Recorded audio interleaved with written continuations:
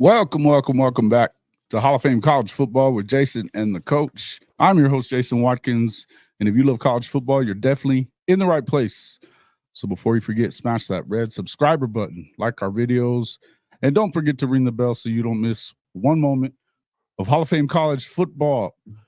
The coach is a little under the weather tonight, so we will have a couple of other guests right now with me. As I had him on yesterday is Jake Merrill, former safety for the University of Washington and an SEC content creator. He's been doing a lot of work with Around the Table Sports, as well as isn't it the Alabama Standard that you've worked with quite a bit there?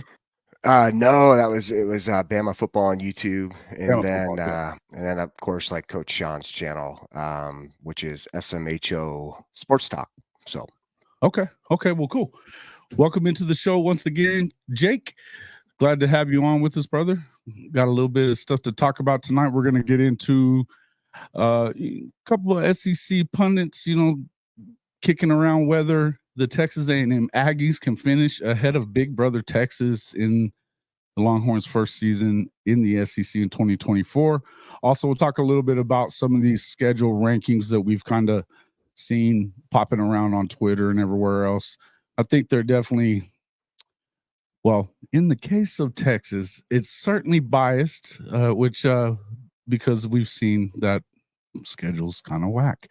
But we'll talk a little bit, or at least that's my opinion on it. I won't speak for Jake, but we can definitely talk a little bit about that.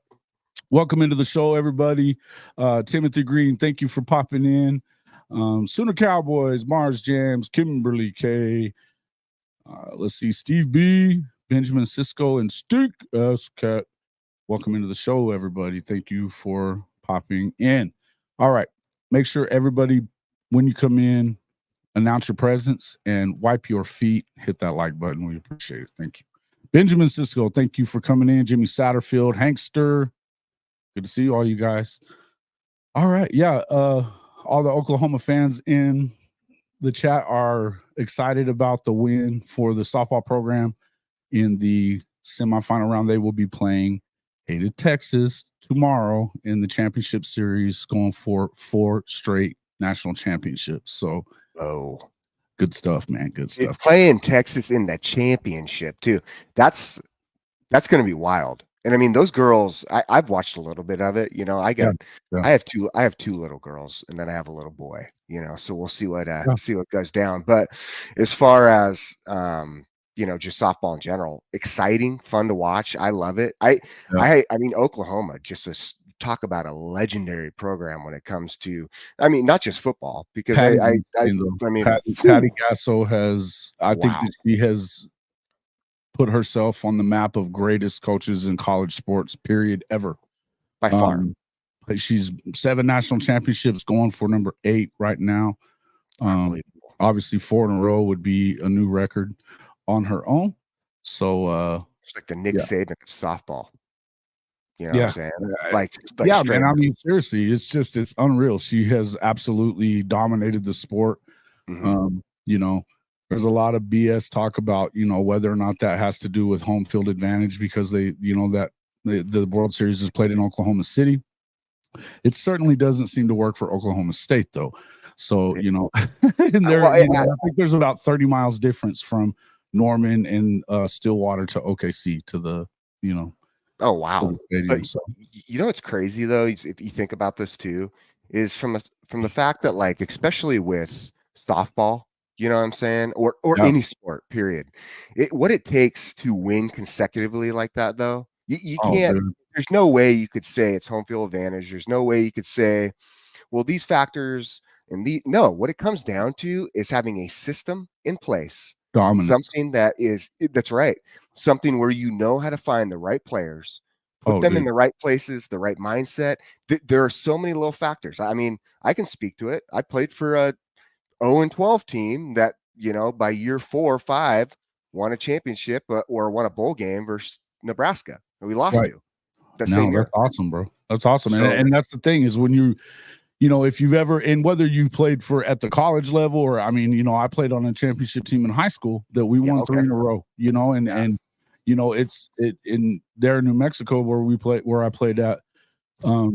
Our school we won, now it's 32 state championships, I think it is. Whoa. Something like that. But we won all 3 years in high school. And it's one of those things where there's a lot of pressure that comes with that kind of stuff, especially for young adults and kids. 100. A lot of pressure for something like that. It's an expectation. And I think the same is to be said in college football. Oh, yeah. When you're Oklahoma, when you're, obviously Alabama, Georgia, any of these big time schools that are, Texas for that matter, and SC and look, I mean, if you're one of those, if you're right now, not lately anyway, SC, right? man, back when I played for sure, but not, I don't know anymore, But I mean, if you're Ohio State and Michigan, even, I mean, if you're one of these schools that has the tradition of being a winner, and however long people were talking about Oklahoma it's been too long. It's been too long for Oklahomans. Believe that, and that's 20 something years. There's schools though that never do it. And then there's schools that, that they believe that they should be in the thick of it. There's no excuses. You don't get excuses. So to be able to sustain something like that, if you win them consecutively, even just 2, that's insane.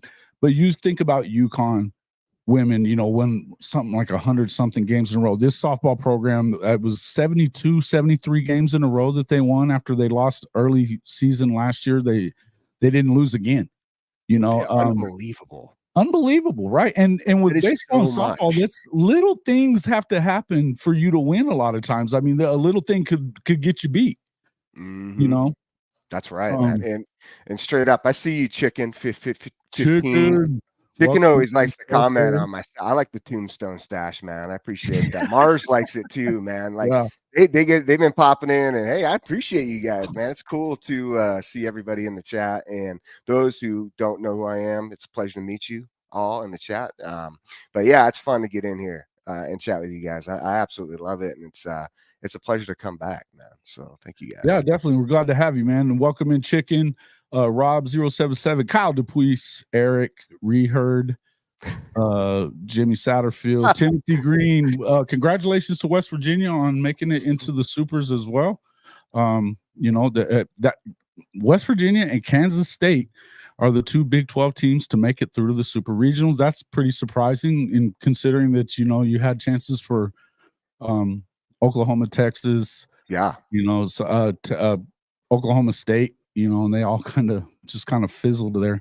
So baseball again, you never know how the bounces are gonna go. So some of these things, for them to do like what they have, we're talking about the OU softballs. Hey, there's a coach right there. Hey, Coach, man, I was hoping to meet you tonight, Coach. Dang, man, it would have been awesome to have you on. And real quick, I just saw Kyle make a funny comment. I think that's a good one, Kyle. That was 1 season, bro. 1 season, because last year, if you don't remember, they went to a national championship. So you can turn that into 13-1, I guess, 14-1 because we still did lose. But hey, man, this is what we love about this show. I love it, man. A lot of that going on all the time. It's good times, though. I support that 100%. And this is going to be one of those shows where we talk a little chit. That's just going to be because hey, it's good with me, man. I was surprised because it's not really surprised, I guess. SEC Mike from that SEC podcast was on Paul Feinbaum again. I believe it was yesterday, and he's been definitely UGA men made the supers as well. Hey, that's kind of new for Georgia baseball. So good for them, man. That's good stuff. But here we go. And Coach has just made his contribution to tonight's show. Yes, the all the time. I don't give a shit. No, Kyle. I'm a roll tide with a dog mentality. All right, just put it that way. That's how I like to say it, man. Because Go Huskies is not like cool, It doesn't. It's not like like Oklahoma has like Boomer, right? You played football you played for Sark. You played for you have Tyrone Willingham. Love it that Tyrone Willingham. You played for good coaches. You played at a high level in a power conference. So that's pretty cool stuff, man. It's, I'm glad to always have your glad to have your perspective on some of this stuff that we're talking about. We may have JJ, cool, man. JJ Kitchen jumping in here as well if he can make it back. JJ, if you're watching, hurry your ass up and get in here. We don't have the coach on, but we'd love to have your perspective in here as well. Love JJ as well. So yeah, and Shadi, I sent you a link as well to get in here and pop in and talk about this if you want as well. I sent it in the other thing, but I can send it to your text if you want me to. Let me know. Anyway, all right. So yeah, getting back to what we were saying, so I think that really SEC Mike is kind of one of the few people that hasn't given a huge amount of props to Texas heading into the SEC. Because of the fact he doesn't think much of the Big 12. And then also because of the fact that, Sark has won 10 games once. He was a head coach for 10 years before he won 10 games. So they call him 7-win Sark for a reason. They've got a lot of stuff that they're replacing, particularly defensively. We talked about that yesterday morning, Jake. Yeah. I think that's where they're going to have to do it. But in all fairness, and as we're going to talk about, that schedule of Texas makes it lighter and makes it look easier for them to, kind of get their way into the playoff. They do have to play Michigan early on in the non-conference, but aside from that, you've got, you could literally, if you lost your two toughest games, Oklahoma and Georgia, which are back-to-back, you would still probably, if you won the rest of them, you would still have a shot at the college football playoff, even an SEC title game, right? I could see that happening. So even if they lost those three, then even if they were playing for it, they probably wouldn't get in. But if they lost three and didn't get in the SEC championship game, I bet you they would probably still get in, just because of the fact that everybody loves Texas for some reason. SEC Mike doesn't so much, and he, to the surprise of Paul Feinbaum, picked Texas A&M to finish higher than Big Brother Longhorn in the 2024 season. They kind of went back and forth a little bit, but what say you about this? Do you feel like this is a situation where the Aggies, with Mike Elko as their new head coach, he did good things as the defensive coordinator there, but he did really well at Duke. It's a tough place to win. Can he come in and win in year one and finish above Texas, who most people love? That's a hard one, right? Because I look at Texas A&M and I look at their schedule just to start, and you got Notre Dame to open up. Okay. Chicken, man, you always got good ones, brother. You always got good ones, chicken. But no, I mean, you open up with Notre Dame, right? You're at Florida. We don't know what necessarily Florida is going to bring to the table I feel like offensively, on the road to at the Swamp. That's a tough place to win, no matter what Florida looks like. Right. And Florida's I'm going to tell you, man, just all this negative talk. When you talk a team like that all season or off season long, something tends to happen with especially like these SEC teams and these kids playing to hear it, coach, things like that, right? Man, 100. And they love Billy Napier. Like this is starting to become Napier's guys, right? They love him. Guys talk about how much they love him. So I do think you're going to see a unique battle mindset, right, in Florida when they come out and play everybody. Yes, they have an extremely hard schedule, but they have them in week 3 at Florida. Like they're still going to be fresh. So you look at, you got Missouri at home for A&M, right? You got Missouri at home, and I know how you feel about Missouri, Jason, but you have to say Missouri mid at best. I think Missouri potentially, right, is one of those teams that could be, a lot of people put them as like, hey, that's our. Well, they have a favorable schedule too. They're going to be, they won 11 games last year, and they have a schedule that last year wasn't very good. So I mean, the chances are, I think A&M's one of their losses, but I know what you're talking about. So go ahead. 100. And then that's when you go into a bye week, and then you're at Mississippi State, LSU at home, at South Carolina. I do not know. Mississippi State should look revamped, but I don't necessarily know what they have roster wise. I haven't dug into their roster to know enough about their depth and the style of players they have. Now, I think Levy's going to do a good job. It will be interesting to see as a head coach, right? And then I think the next part is South Carolina. I think there's a big question mark there. South Carolina's not, at least from what I've seen media wise and heard, South Carolina's kind of not being talked about, right? They just kind of be put off in the shadows right now. Like everyone's like, oh, it's South Carolina. You know, they've kind of struggled a bit last year. They couldn't protect their quarterback, and I mean, it's the quarterback that got drafted. So I mean, you know, for them to kind of finish the way they did.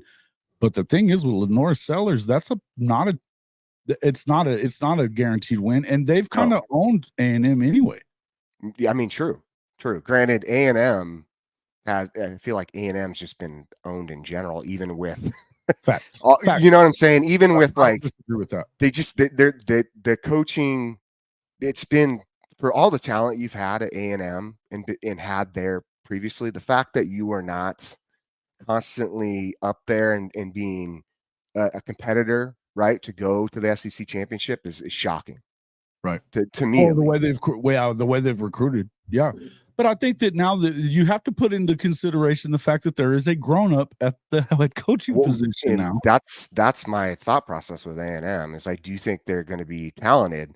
I just think you look at this comparison as far as what we're looking at from a schedule standpoint compared to Texas. Texas, besides opening up with Michigan, in general, yeah. You look over at their schedule, it's super weak. I mean, there's a reason why it was, from a standpoint of rankings, why it was as low as, you know, at number 10. But I will say, Elko, I think, is a really genuine coach. That's one thing I really like about him. I think it gets, when you have that sincerity and a genuine coach, you get somebody like Elko, who comes in and he can get the players to buy in. So I could see the argument of saying we can take what we have at Texas A&M and compete and make this a game. Now, do I necessarily say that they beat Texas or they're better than Texas? Man, it's a really hard argument to make, especially year one for a new coach. Right. Okay, so I'm looking here at the let's see, which page is this? I'm looking here though at the college football professors power rankings, and like he's got it mapped out for the entire year of what he thinks is going to happen. Looking at Texas A&M, let's get to him again. He's got their projected overall record at 7-5 now, but he has a record ceiling of 11-1. And then, you know, now mind you, this guy has predicted the most accurate CFP top 25 over the last 4 seasons straight. Okay. He's right in line with ESPN, FBI, and everything else. His analytics model is solid, right? They've actually used his stuff on SEC on that SEC podcast a little bit as well, talking about their stuff. But anyway, taking a look at what he's got, they've got 1, 2, 3, 4, 5 toss-up games. He's predicting a loss against Notre Dame in the opener, but only by 1 point. It's like 1.7. So then, you know, obviously McNeese, they're going to win. He's predicting a loss at Florida, but only by about 3. So it's, you know, that's another toss-up game. Bowling Green, obviously they beat Arkansas. He's got them winning that game. For everybody that they don't beat, they've been beating Arkansas. Now, I don't know that that's an easy one. I like Taylor Green quite a bit. I think the idea of having Bobby Petrino back in the mix makes them dangerous. True. You know. So I don't know that. I mean, but he didn't even have that one as a toss-up game. Missouri, he's got them predicted to beat Missouri. They are at home. It's by 2 points. Another toss-up game. At Ole Miss, he's got them predicted to win that one. Or no, Mississippi State. I'm sorry. Yeah, Mississippi He's got State, predicted to win that one by 15. Another toss-up is at home against LSU. That's about a 3-point spread there. He's got them predicted to lose it. Okay. I don't know what I think about LSU, because the fact is they've got a great offensive line, but you got a new quarterback, you got new receivers. Now they do have a receiver machine down there somewhere that they just pump out unbelievable Seriously, year after year, right? I mean, I don't know what defensively is their question, right? It would be the 100. question there is whether or not they are going to turn that around, because they probably had their worst defense in the history of LSU football a year ago. I think they're probably a little better, but I know they didn't really get much better on the D line, which is important. And I don't know what they did as far as I don't know that their depth in the secondary is going to be that good either. So we'll see. I saw the comment by Coach. Man, that's funny. That's good, man.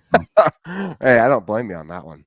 But you know what? So what is the overall? Because I saw the question. What was the overall prediction of their win-loss? His overall prediction of win-loss is at 7-5, but he's got 5 of those 5 games as a toss-up. So, those would, if you're doing it the way that Vegas does it when they do the over-under or whatever.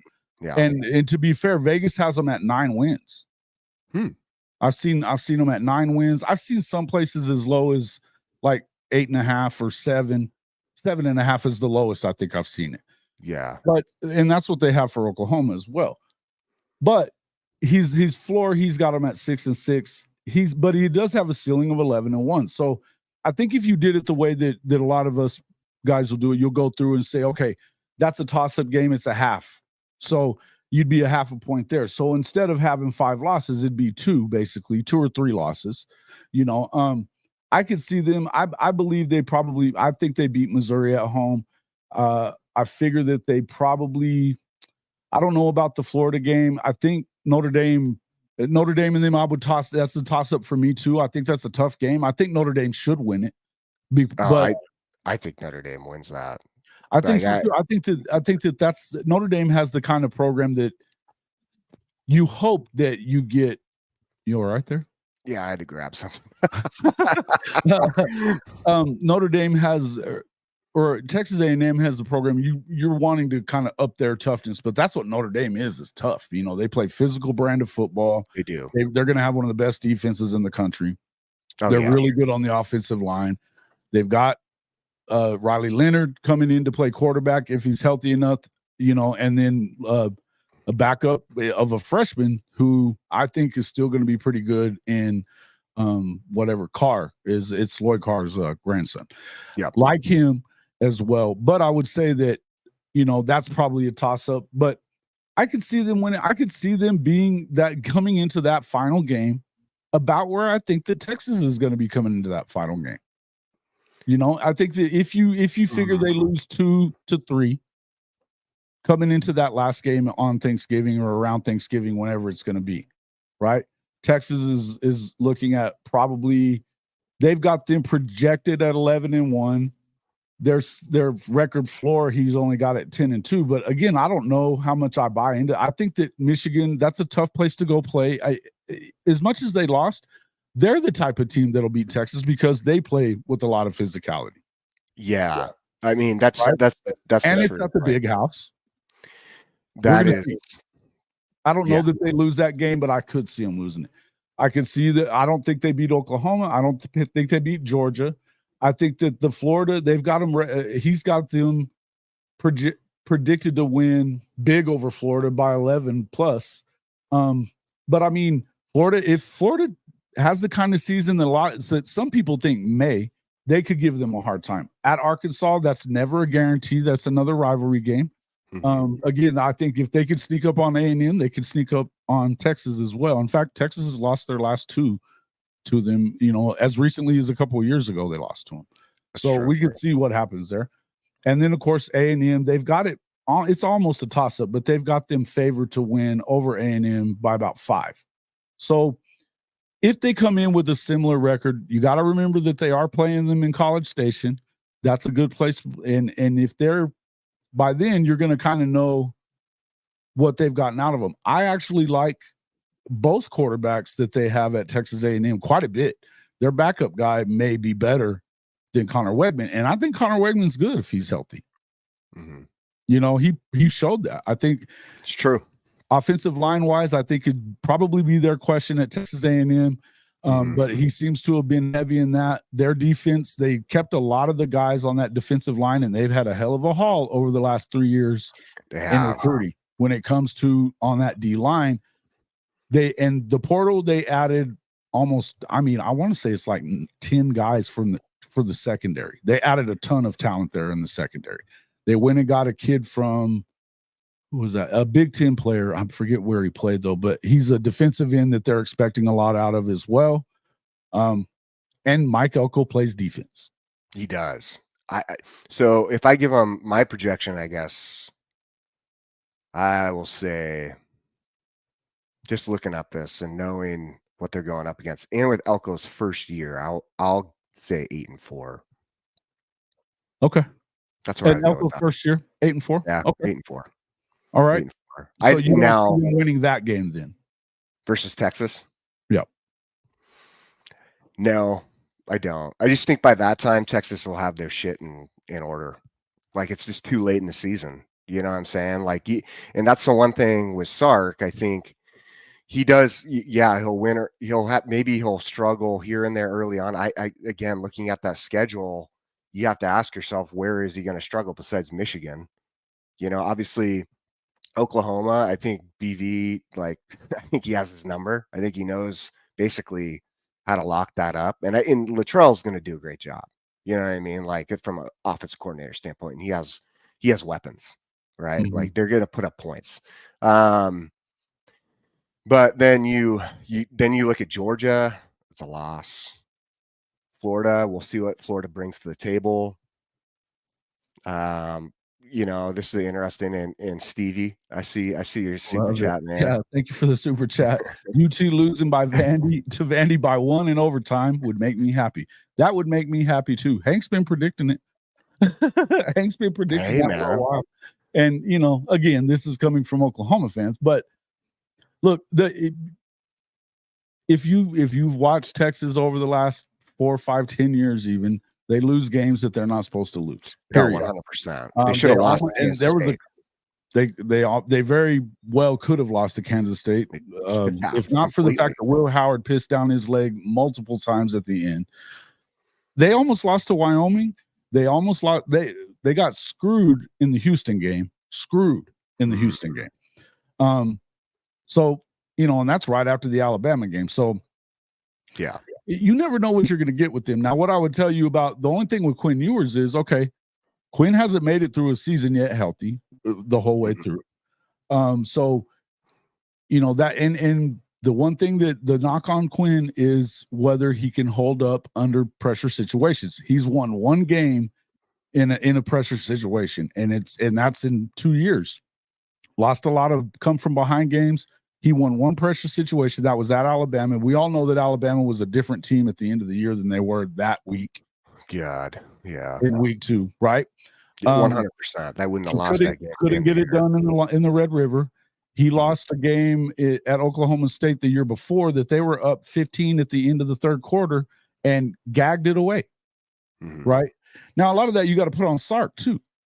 But because I think they should have been stamping U.S. mail on Bijan's ass and running the football. Oh, I know. The rest of the way at Oklahoma State. And that happens quite a bit with him. Yeah, but I would tell you that, you know, you can see them falling apart in certain situations. And, you know, when it gets down to particularly third and fourth quarter at College Station, that place is going to be rocking. Yes. 100%. And when I say rocking, I mean rocking. If you've ever been to a game at Kyle Field, the whole damn stadium shakes and moves. I believe it. I haven't been to a game there. I mean, it'd be fun to go to for sure. But I'll be interested to see. I mean, in general, I don't see Texas dropping that game. Like, it just doesn't. That at that point in the season, even if you're bringing in like Archie Manning, like you're not dropping. I mean, yes, Texas A&M will put up a fight. Ooh, that's where I would really. I don't know. I don't think much of Arch, because I think that he kind of got his ranking by being a man name based. Yeah, look, you know, I mean, you know, he didn't do a lot of camps or anything like that. He wasn't in Elite 11. He played at a 2A private school in Louisiana that didn't win much. As far as, you know, when it went up against really good teams, they got thumped in the playoffs. I think the deepest he ever made it was like third round or something, and that's in private school ball. True. So small school, there's a lot to now. He did look pretty good in their spring game, but I would tell you that Texas's secondary sucks, and that's the other thing. What are you going to do if they did bring in some receivers as well? You've got a couple of good quarterbacks at A&M. What are you going to do if you can't stop the run? What are you going to do if you can't stop the run and then they hit you over the top? I can see a path for A&M to win that game, no matter what happens for the rest of the way. Now, finishing above Texas, maybe not. I'm kind of at that 8-4 range is probably pretty good. I say 8-4, 9-3. I could see them doing that. And I'll tell you this: I'm not a person that has a lot of belief in Aggie, by the way, because you go all the way back to World War II, their winning percentage is about the same year after year after year, no matter who the hell their coach is. Wow, it just is what it is. It's a wild, weird place, There's a lot of kooky stuff, man. I don't know.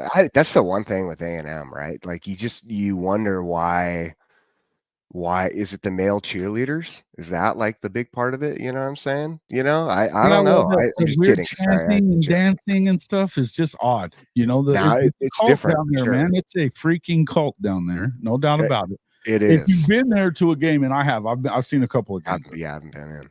Pretty wild, man. It's been a while since I've been there, but it's a wild, wild place. And the more you see stuff like this going on, I saw a video last week of they were doing their little chants and they dance around and stuff. Those male cheerleader types, they're yell leaders is what they call them. Yeah, yell leaders. Yeah, they're wild, man. That's yeah. Yell leaders instead of cheerleaders. No, thank you. But look, in the end of the day, it's weird. Now, if there's one person that I do think gets them back on track, just like I said, I really think it takes the right person from a mentality standpoint to go there and win. And I think Elko has the right demeanor. He has the right thought process. He has the right overall, just abilities with what he identifies as talent and utilizing. Right, when's the last time Duke was really very good at all? That's what I'm trying to say. I mean, I had never they almost beat year Florida for me. State. Had it not been for Riley Leonard going down, they beat Florida State last year. Oh yeah, agreed. So I think that the depth piece, they're going to be better depth wise in the SEC at A&M than what he ever would have had at Duke. So I mean, look, if I was ever going to believe in Texas A&M, it would be probably now, because of the fact that I think this guy's a good coach, man. And coaches talked about it a lot, that he's scared to death of that first game for Notre Dame. It's you could see that being a tough place to go win, particularly week one. There are a lot of little weird things could happen in week one, and you're playing on the road, and it's going to be a tough situation. And to be fair, as much as I like Marcus Freeman, he still kind of has some stuff to prove when it comes to winning big games. That's fair. I think that Ohio State game, obviously last year, was one of those games where you're just like, damn. In the end, like I am a Notre Dame fan, right? Like, yeah, I roll Tide, go Huskies, but at the same time, you were going to go to Notre Dame, right? Yeah, Notre Dame was a huge one for me. Like that's where I was going to go play. So it's hard to look at and say, man, especially this year with Notre Dame, I think Riley Leonard will be fine. I don't have any concerns. I think that stuff gets worked out. Just from a college standpoint, the amount of money that's poured in nowadays, these guys are getting healthy. They will be healthy, right? Unless it's a career-ending injury, they'll be okay to start the season, especially at a program like Notre Dame. But no, I think that Notre Dame's a playoff team, man. I think that I do too. Coach and I talked last week. I mean, I had him predicting their record. I think at worst they go 10-2. I think they probably go 11-1. I just looking at their schedule, I think that they'll beat USC even on the road. I think that their tough games come against A&M. If you win that game, you probably go 11-1.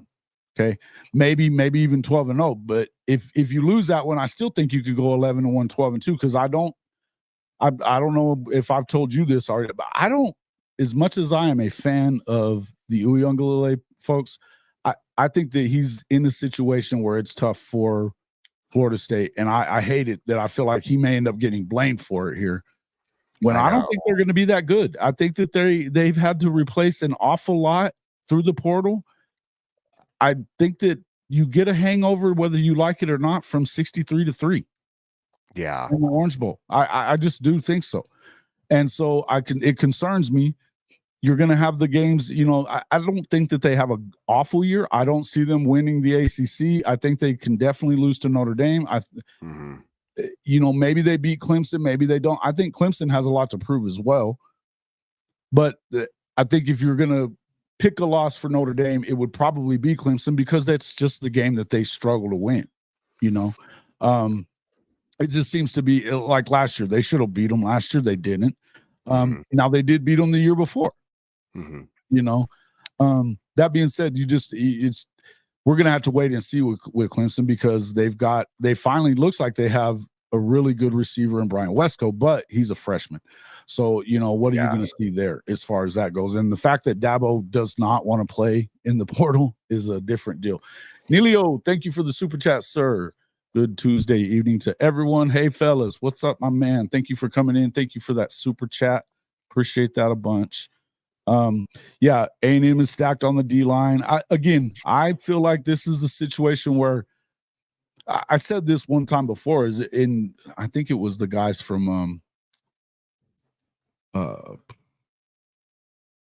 SEC Unfiltered were saying, I think it was the Chris from SEC Unfiltered said that it was weird to him seeing like 9.5 wins or anything like that, because at what point are we gonna let them overachieve because they just seem to underachieve every year? Of course, that was with Jimbo, but I think that it could take a year more for them to kind of get Jimbo out of their system, maybe. But I don't know. It seems awfully quiet around College Station, which is probably a good thing. You're not hearing them predicting anything like that. I think the funniest thing I heard out of there was him calling them the flagship school of Texas, which that is, by the way, Oklahoma. That's good. That's good. I will say this is I don't know as far as turning Texas A&M like in year one, you can do some good things. Don't get me wrong. Like we see Kalen DeBoer, what he did at Washington, that's hard to do. Right. And I do think Elko has a similar type of like style and demeanor. Now, different than scheme, right? It's not the same scheme, and what DeBoer has scheme wise is phenomenal. But as far as when it comes down to year one, just implementing your mindset right into a team, I think that's kind of tough to do. Like, right? I year one is going to be a hard one. Now, year two, I could see it. Right. That's why I stick with that's why I said the number of 8-4. I think he's still successful. I just don't think the ship completely takes off. Right. There's still some little things to fix here and there. Now, the comment earlier, and I think it was, let me check here. It was. Well, you got Jay from Unfair Sports is saying, nope, he flips it around immediately. Okay. And that's, hey, and I know Jay knows his shit. So in the end of the day, it'd be interesting to hear your opinion, Jay. Like if you do jump in here, because you're welcome to hop in if you want to, man. I would like to hear that just on from your side of it. But with A&M having that stacked D line, that's going to be that is a big, man, that's going to play to their benefit a lot. You know what I'm saying? That's going to play a really big benefit for them, especially going against like Texas. So, and I saw you had mentioned that. I think it was Jimmy. Yeah, Jimmy, thanks for bringing that up. But if A&M does have that stacked, now it's me knocking over water. I did that you yesterday. So, yeah, it was tea and it was everywhere. But I'll tell you, man, that if that's the case with that defensive line, right? So now I could see, all right, versus Texas, now they can really implement, because if their defensive back group is that studly, because in order for those defensive backs, right, to produce and to be the defensive backs they need to be, I don't care how good you are, you need to have a good line in front of you. That's the big question mark over at LSU, right? Is what are they going to do D line wise? because how you can't just like fix that overnight. Yeah, Jay, what's going on, man? There he is, and there he is. Welcome to the show. What up? What up? What Jay up? Smith from Unfair Sports. What's up, my man? Let me mute the actual YouTube video because I was watching, but yeah, watching while I was editing. What's going on? What's going on? We talking Elko, right? This is yeah. Well, we're talking.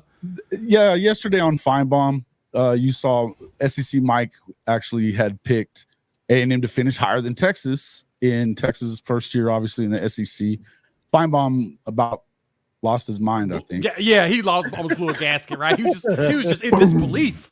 Like, that's preposterous. Right, yeah, preposterous. I don't know how preposterous it really is. I think that there's some games that you could see A&M losing. I don't see them beating Notre Dame necessarily, although it is at home. I think that, but I do think that some of these games, they have a bunch of toss-ups. When you start looking at CFB Professor's predictions in his model, 5 toss-up games. So, I mean, you theoretically you could see them being 9-3 in that area to finish 9-3 coming into that last week. I believe that that's probably where Texas is going to be. No, I agree with you there. On that, and Jake, I heard you mention you want to kind of hear what my thoughts around it. I got one for you. So I actually just finished a video that'll be going out in the morning. And I'm talking about returning production, right? So, ESPN does their FPI, the Football Power Index they put out every year. And A&M right now is 14th on their power index, by the way. Like, they're up a lot higher. The computers really like what A&M is doing, especially with Elko. But the big thing was the returning production. So I went through, I've color-coded everything. Actually, Jason, you know what? We'll give everybody a sneak preview. Let me go ahead and share my screen so y'all can kind of see it. I've been putting this together here first, for the last couple of days. And I'm going to let y'all see what this looks like. Okay. So this is what jumped out to me whenever I went through this. So A&M technically kind of dipped a little bit from the winter window past the spring transfer portal window. They dropped they were at 18th in returning production. They dropped to 38th, but that's not too bad. Texas dropped from 25 to 36. The big thing here to look at, though, is Elko got them right in like the 53 mark in the returning production because he started to filter out all of those former Jimbo Fisher players, right? He started bringing on his own guys more that's built for him. Texas is down to 60. They lost a lot of players, and this is from a staff that's been there. Yeah, right. Yeah, they're losing. They've lost their production. Start to drop now. Offensively, they kind of stayed in the same, mainly because they brought in all those wide receivers. It's the 3 wide receivers they brought in, right? But even them bringing defensive players in, their production dropped from 38 to 60th. So they went from 66% defense returning to 61, where A&M went from 67 to 63. There's a good chance that if Elko brought in the right dudes and he's still working with a lot of Jimbo's guys, some of them 5 stars are still floating around, he could up in Texas. Now, I'm not saying it will happen. It's not outside of the realm of possibility because we saw what Elko did at Duke and what he did with what little he was working with there. Right, yeah. I think the problem at Duke was a depth issue. Yes. Yeah, 100%. And I think he has more of that at A&M, but I think my question still is going to be Weigman. Like, I know a lot of people were high on him at the end of last season. I still have questions about him at quarterback. But again, he has a whole new staff. He has a whole new setup. They have a really good backup. Right. So there's a good chance. Hey, they could come out and shock, right? So going through all of that, I was just like, okay, looking at this production, it was pretty fascinating to see who's bringing back on the staff. Oklahoma jumped, right? We're number 3 in returning defensive production. And if you're with your head coach being a defensive guy and you're bringing back that much production, it's kind of terrifying for everybody else. Well, to be honest, it's crazy too because I looked at Zach Alley's numbers right from JSU, and I watched the way he utilized because he runs like this 3-3-5, right? Yep. So he's Venable's clone. He's holy shit. You want to talk about the live and die on the blitz? It's insane. But where that benefits for Oklahoma, right, is now you get those pressure numbers way up from where they were last year, right? And actually getting hits on the quarterback, not just like a forced pressure. I'm talking actually contact pressure. Right. And then you look at the aspect of the secondary. I think Oklahoma in all of this, even in the coming in the SEC in first year, my thought process is this: based on what I read with Zach Alley, what I know about Luttrell, I'm going to tell you that's my sleeper candidate for coming in and making a big splash, a big splash. Like I think they whoop Texas's ass, to be honest with you. There's a good chance for it. I mean, it is what it is. That's the expectation is always Oklahoma's won 17 of the last 25 Red River games. I mean, it's never a big surprise for Oklahoma to win this game. So that being said, though, I think that, you expect those guys to do kind of what, I mean, Sark is going to put a good offense on the field. The question for them is, what do you do without Bo Davis? What do you do now that Murphy and Sweat are gone?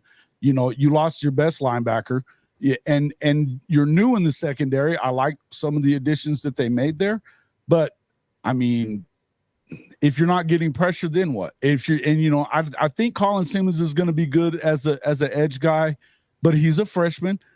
You got to kind of wait and see kind of where that takes off, and not having defensive line coach that is clearly one of the better ones in the country in view of the fact that they paid him more than any other position coach in America to go to LSU, right? So to me, I think that, it's not out of the realm of possibility for Texas to stumble a little bit. There's a few places they could. The A&M game, I think, is a losable game. The Arkansas is a rivalry that they can right. When you start digging into maybe I changed my mind a little bit there. It's like I was like, it's not outside of the realm of possibility. Because at first I was kind of like, really, you think A&M's got a chance? And so I was like, okay, let me see what Elko's working with. And I was like, oh wait, he actually does got something to work with. He's actually bringing back a good percentage of production. He is. Oh, well, let me shut up. Well, I mean, you think about they lost their best defensive lineman to Ole Miss, but they didn't lose all of them. No, they didn't. No, they still got Hicks. They still got Hicks. They still got Dindy. Dindy. Yep. And oh man, I was trying to think. There was another kid that I was thinking of, and then they went and added the kid from the Big Ten. That guy from, I want to say he was from either Purdue or maybe Wisconsin. Purdue. Nick. Yes. Yeah. Did they pick up Nick? He's a beast.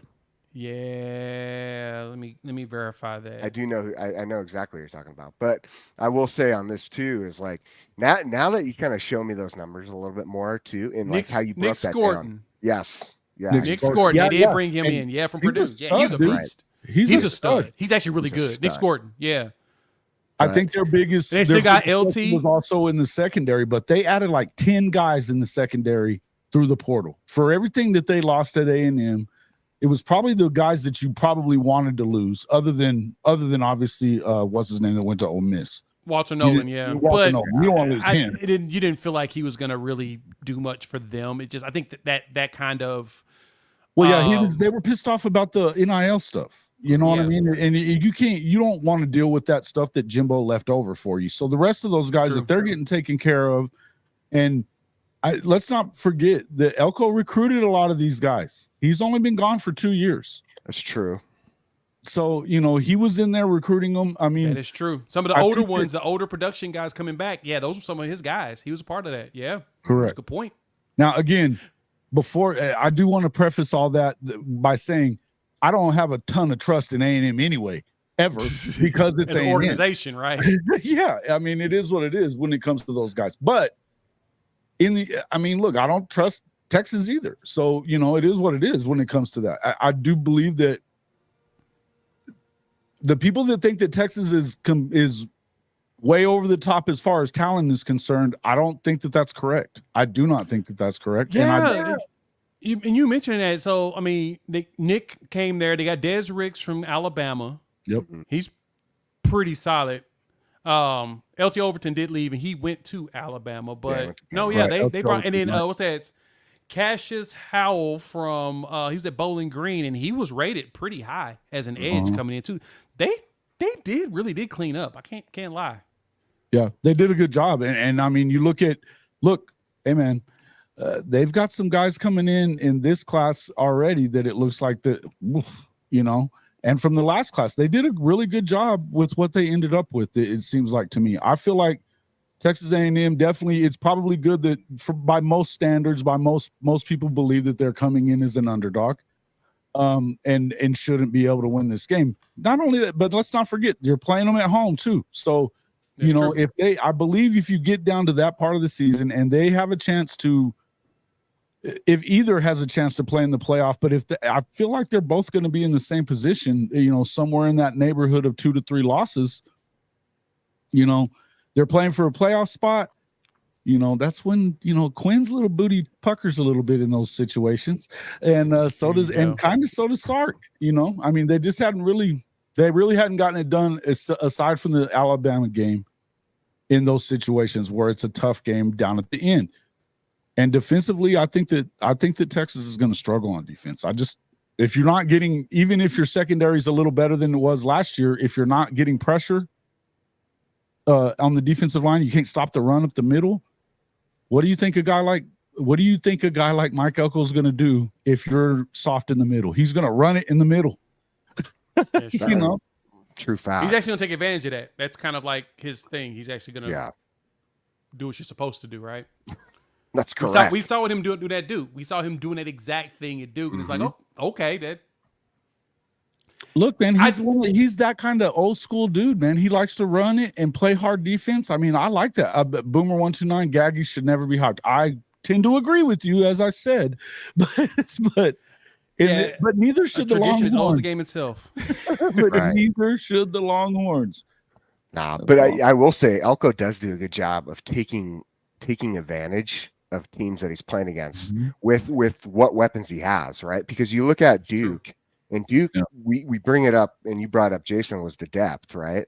The depth last year is what holds them back. Oh, and yeah. So, by the end of the year, they were decimated in a lot of places, aside from Riley Leonard, 100%. Right? And the hard part is, I think, with him is like over at Duke, right? I guess what the exciting thing is, I should say, is the way he went against these other teams who had way more talent, as you would think. They would say, even though Duke did look very, very good talent-wise, is he was able to be very strategic in how he went about attacking each team he played. That was hyped way more than Duke, right? And it popped off the screen to all of us. That's why we're like, whoa, damn, who these guys, these book nerds can play, dude. Like, I'm impressed, And so it will be interesting to see, like you guys said, with now that, especially seeing that chart, Jay, that coming back, I mean, damn, like, okay, like, this is going to be fun to watch. And, I talk about Texas, what they might look like towards the end of the season after they go through and defensively put things together. I didn't bring up Texas A&M, and I probably should, because once you get Elko in there and we get through those first 5-6 games, right? Yeah. Towards the end of the season, they should actually be jiving right along with what he wants. That's that way that works with that new coach and that philosophy and that mindset. And you can't really say new, but still new, right? So that's fair. I mean, man, I agree. I think that looking at the CFB professors now, they'll update his game by game and his rankings and what he thinks going into the season here, probably here in the next month or so, I believe.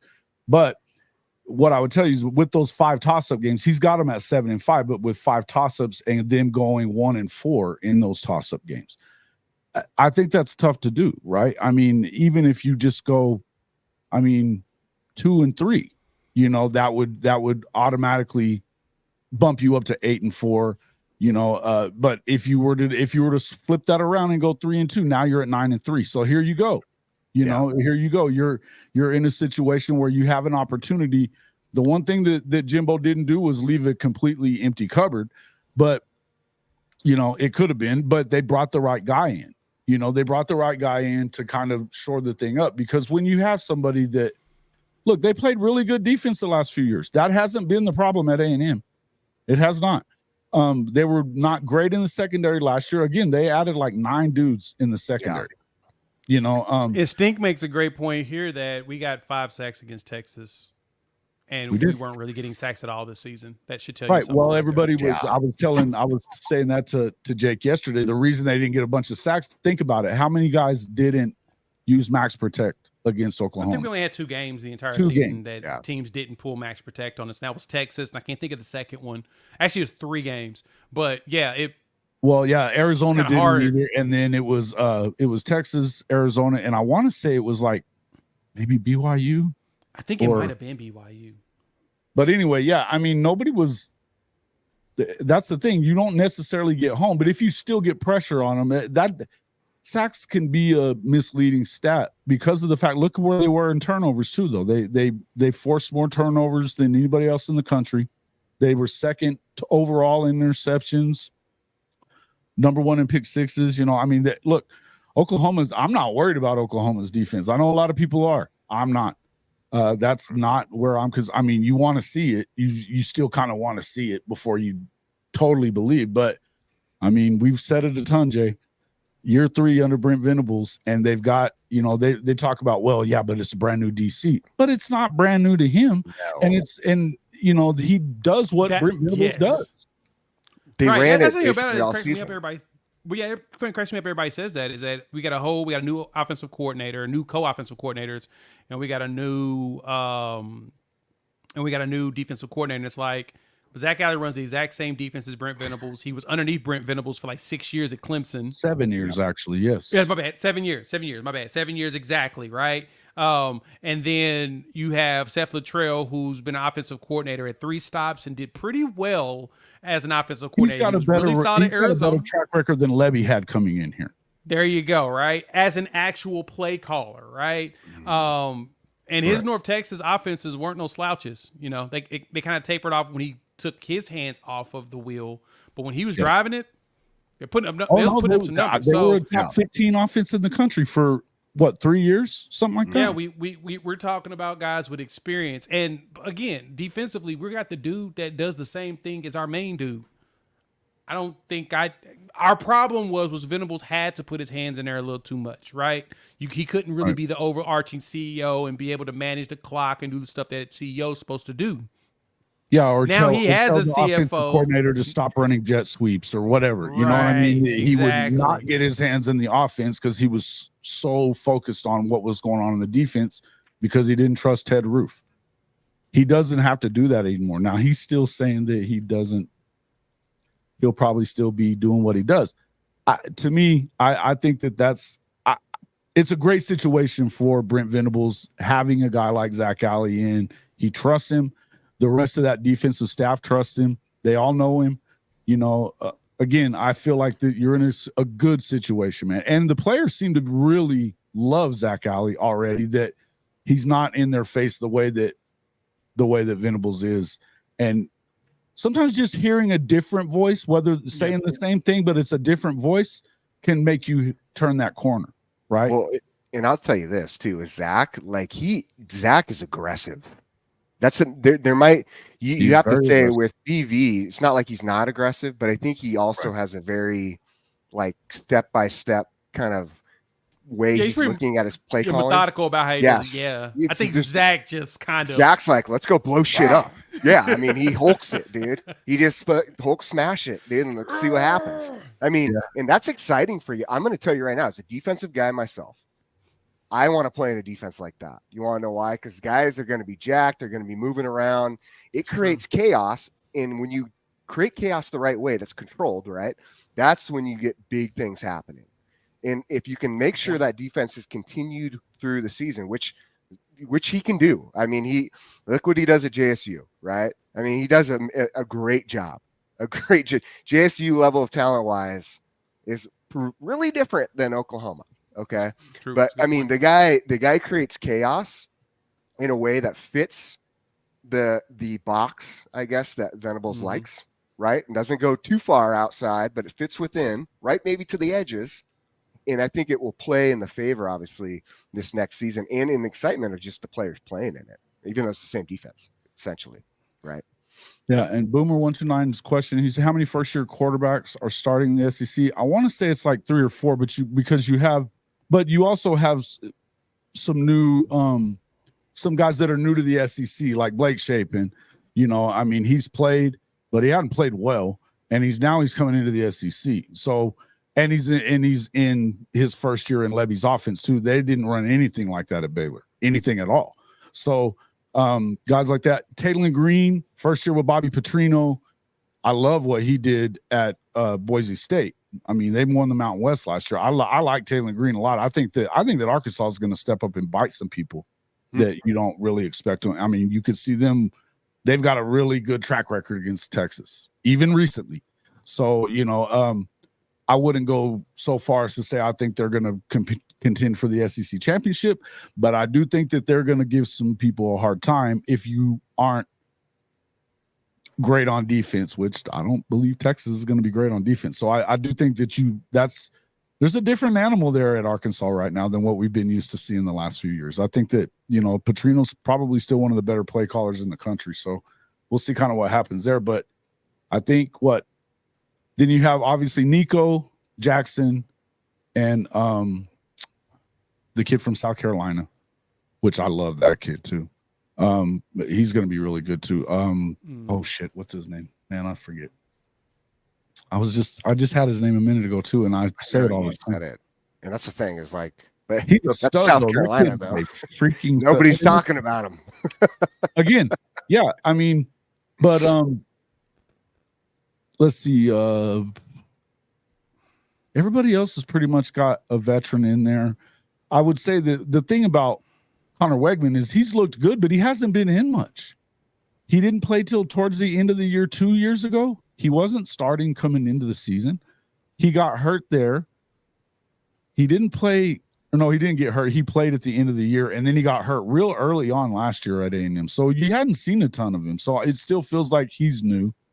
But you starting to hear people talking about the backup being a viable, he may challenge for the job before the season starts, which that would be wild. But they got a new OC. They didn't recruit Connor Wegman, so they don't have any allegiance to the kid. Mm-hmm. You know? Yeah, I don't know. I guess it really depends for him, though, how much of like a leader, how much he impacts the locker room, right? Right. Yeah. Because that was the debate at Alabama for the longest time, and I don't think that obviously is a debate anymore, and I didn't buy into it, but obviously that's where everybody was like, well, we want to see Ty Simpson now that DeBoer's here. It's like, dude, you guys have no idea what you're about to get from a standpoint of a new productive Milroe. Like, right. You know, so not to mention how he impacts the locker room. Like that alone is a weapon in itself. Yeah, they've got the freshman Miles O'Neal coming in. He's got a lot of hype. He's got a big arm. But let's see. Let me look at dang it. Texas. And it will be even, and then I guess, Nussmeier from LSU, but I wouldn't necessarily say starter, but he's been there for a while. He's played. So I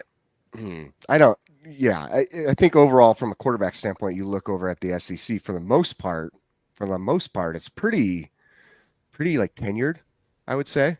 Yeah. Like Marcel Reed is that other freshman that the redshirt freshman that they love. And they like Jalen Henderson too a little bit, but it's Marcel Reed who they're saying is really kind of showing out. Yeah. Well, it'll be interesting to see what they do. He's a stud. He's a stud. So you give him a year or two, he'll be ready to roll. Yeah, well, and I mean, look, one of the things about Mike Elko's teams at Duke is that Riley Leonard was a runner, man. You know, he was talking about that a lot. That kind of fits what they like to do, and they have Colin Klein now as the offensive coordinator. He's did that a lot at K-State, right, Jay? I mean, you know, that's kind of what that's what Colin did when he was playing quarterback at K-State. So fair point. You can kind of see, you know, that running quarterback situation to kind of, and that would definitely change the flow of games when you're up against a passing team, right? Like Texas. You get them in a position where they, you know, if they have a 3 and out, now you're going to have the ball for a while. It's going to be hard to get into a rhythm.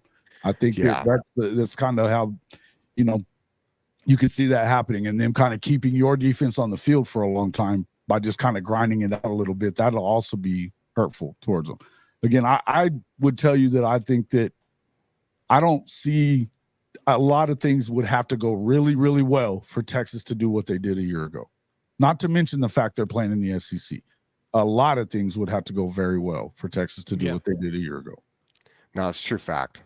I mean, that again, their defense is where the biggest question mark lies, right? And you obviously showed it, Jay, with what they lost. Yeah. That is just freaking wild to me. You almost dropped like a 30 percentage points. That's insane. Well, if you look at their receivers, he had a deal that he showed on Chris's show a couple of weeks ago when I was on with them. Chris's show, where without Deion Burks, Oklahoma has like 2,500 receiving yards coming back. Hold on, I'll give you the exact number. I can give you all of them from the SEC. I've been putting that together as well. Right.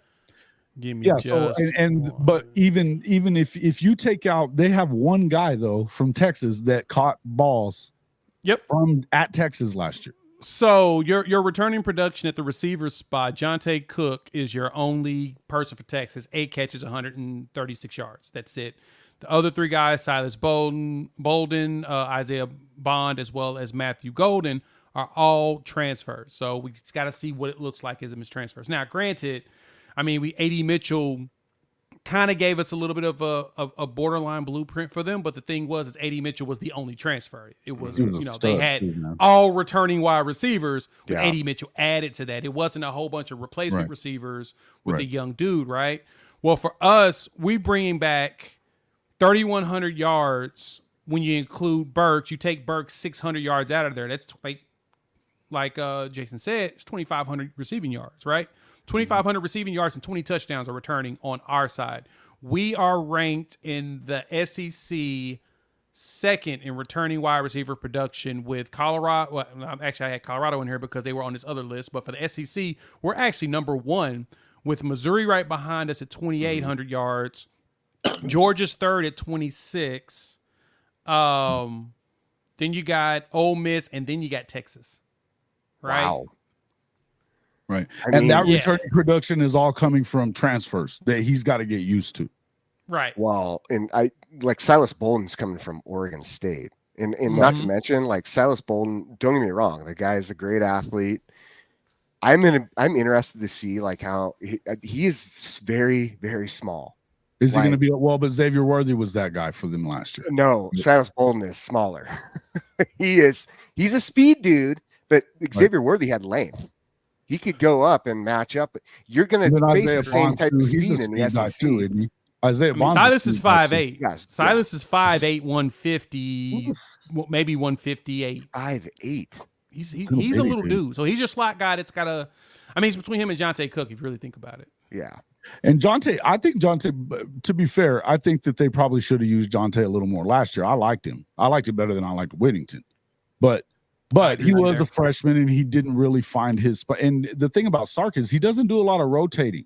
He doesn't rotate guys in very much. He's kind of the same way with his running backs. He doesn't really like to play more than one, even though he does have more than one guy back there. So I think Jaden Blue and, CJ Baxter kind of split time after Brooks went out last year, but who's going to be the guy this year? The guy. Right. That's always the question. Who's going to be that dude? Right. So again, I think offensive line, they were really good on the offensive line last year, except when they played Oklahoma. I don't know that you see them doing the same stuff. And again, with Quinn, it all matters on whether or not he's feeling it, and it kind of seemed at times to me last year like Sark didn't really trust him in certain situations. He didn't let him throw it deep. Now he kind of let him loose against Texas and why did they do that? Because at that time, you had a freshman that he was biting on your play action. Yeah. And so they hit him over the top a few times. But if they're running with him, it doesn't seem like Quinn trusts his arm when he's got any kind of coverage on those guys. He could be a better player in his third year. I'm not saying that he can't. But I think, again, a lot of things have to go really well for you to do that. Yeah, I can see that. You know, that's a good point. I mean, it will be now. I mean, especially with that receiver group. Now that you bring up those numbers, Jay, like it's going to be interesting to see how quickly though they can click with Texas, because there's a huge part to Sark's offense, and a lot of it has to do with timing, right? Like Sark is not so the difference, right? Like, because everyone's like, well, hold on, a lot of people will be like, well, does DeBoer and Kiffin do the same thing? Kiffin's similar, but that's because they both Sark and Kiffin both come from SC, and SC had that same style, but they had the Norm playmakers Chow and styles. Norm Chow. And it's all a timing based offense. The difference with DeBoer is it's not timing; it's a space first offense, space and speed, right? Where you go one on one. So you're going. And Levy was about ratio on top of that, right? Yeah. What now, Jason? That big old boys too. I mean, they were loaded at receiver at Washington. Good grief, man. I wouldn't say loaded. I would say they had your three producers. Well, hold on. I get it. I get where you guys are. I get it. Maybe we're spoiled at Washington. Three guys that were filthy. Three guys. They were good. If there was a better they're amazing. If there was a better receiving room in the country, it was Ohio State, and that's it. I guess loaded. I would say depth when I think of loaded. Sorry, that's where my thought. Well, I was thinking three guys. That's fair, and that is fair. Yeah. That is fair. I think, but loaded more so kind of like Jason's pointing out is that the producers in that room were ridiculous. I mean, they were unbelievable, insane. And I mean, that's Jamarcus Shepard. You got to have as your passing game coordinator. That guy knows how to develop. Yeah, I mean, you want to talk about impressed. Yeah. We were talking about him yesterday. Yeah, I mean, he's a stud. But when we look at like with DeBoer's offense and what it would do compared to like Sark and Kiffin, right? Again, you're like that bubble screen and shit like that. Well, it's just getting the biggest thing is getting the ball in the playmaker's hands in space so they can play. It's a basic concept, but it seems complex due to shifts and movements prior to the snap, right? Like they have more shift and movements prior to snap than probably almost any other team in the NCAA, man. Like the movement's insane, and that's what you have to understand. Like, especially if I'm back there playing safety, I'm going through these checks, right? Of saying based on this, and this, now my rules adjust because most people run this. Now I will say everyone's going to this new hybrid style 3-4, 3-3-5, right? Like 4-2-5 mix. But where it's like partly zone but partly man, right? It's basically getting away like one or the other on either side, even. Yeah, right? I mean, the coverage is split down the middle because of the pattern match. It's insane what goes on now, but that was the problem. It's because the pattern matching has so many different rules based on formation. All you got to do is make shifts. And again, I've talked about this before on Ty's show and maybe Coach Sean, but I've talked about the OODA loop, right? And the OODA loop is used to train fighter jet pilots. Okay. And it's making decisions very, very, very quickly. And you have to train this OODA loop. It's a observe, orient, decide, and I think act. Yeah. And so you go through this process in your mind, and the way that works is the faster you can get through your process without resetting it midway, right? So it has to get all the way around to make your decision very quickly to react. If it gets reset, then you're having to start over. And the more you can start over someone's mind in the OODA loop process, the more confused and the slower they are to make a decisive action. So therefore, what you're doing is the offense, the movement, all it is just confusing the mind and resetting the OODA loop over and over prior to play. I mean, it's a genius way of taking a military concept, putting it into an offense. You know what I'm saying? Because that's worked very well too. It's obviously worked very well for this guy. I mean, so again, I was saying it yesterday, and I'll say it again. I ain't going to be the one to predict the downfall of Alabama football. Not happening. Yeah, I know. Not happening. But you go to Sark. That's why I'm saying the differences with Sark is his is not this confused game. It's literally a timing based game. And as soon as you get the timing down, well, now you can play whatever game you want. Right. know? And I think this is a bit underrated when it comes to what people are talking about, is that Quinn doesn't necessarily have the backing of fans today, right now, even. You know, the second that he has, let's say he has a rough game against Michigan, because Michigan's going to try to ugly that game up. Right? Yeah. They're going to try to ugly that game up. Say he throws a pick, maybe they win, but it don't look very good, right? They're going to be screaming for Arch Manning. Oh, yeah. Based off of what you saw. Based off of what you saw in the spring, whether it was against the twos or not, I don't care. They are going to be screaming for Arch Manning. And you can say that's not going to matter to Sark. It may not. You know who it's going to matter to? Quinn. Oh, yeah. That's a fair point. Quinn is that guy that has problems with anxiety. He's talked about it. And you've got the entire fan base. They ripped on him that first year he was there. There was times they ripped on him last year after the Red River game. He got ripped. That's true, man. You know, he went out there and threw an interception on the freaking second play of the game. Threw another one in the next one, down by the end zone. Threw another one, and then they couldn't get in from the one on 4 plays. So he hears that shit. He hears that stuff. Well, I mean, shit, every player hears that and stuff. On top of of course, but I mean, there's some guys that can shake that stuff off, and some guys can't. Spencer Rattler couldn't shake it off. Caleb Williams didn't give a shit. Caleb Williams didn't give a shit. No, he did not give a damn. In these guys, there's alpha dogs, and there's guys like Quinn. They aren't that. That's just how it is. And to me, that's the differences in quarterbacks. I would think that, and I don't know what is Arch Manning. I don't know. But I know he's wanted. The people in Austin are ready to see him. I'm telling you now, I'm super happy that Malik Murphy's at Duke now. Super happy. Makes me very, very happy. I don't know that I believe, you were asking if he was a dual threat. He's not, or Arch is not a dual threat. But he's more of a pro style guy for sure. Oh yeah. I think that being a Manning, he probably knows a lot about reading defenses and things like that. I mean, he should. I would think that, but again, is he talented, or is it just a name thing? I don't know. We hadn't seen it yet. He's definitely got a lot to prove. I do believe you may see him a little bit this year, though.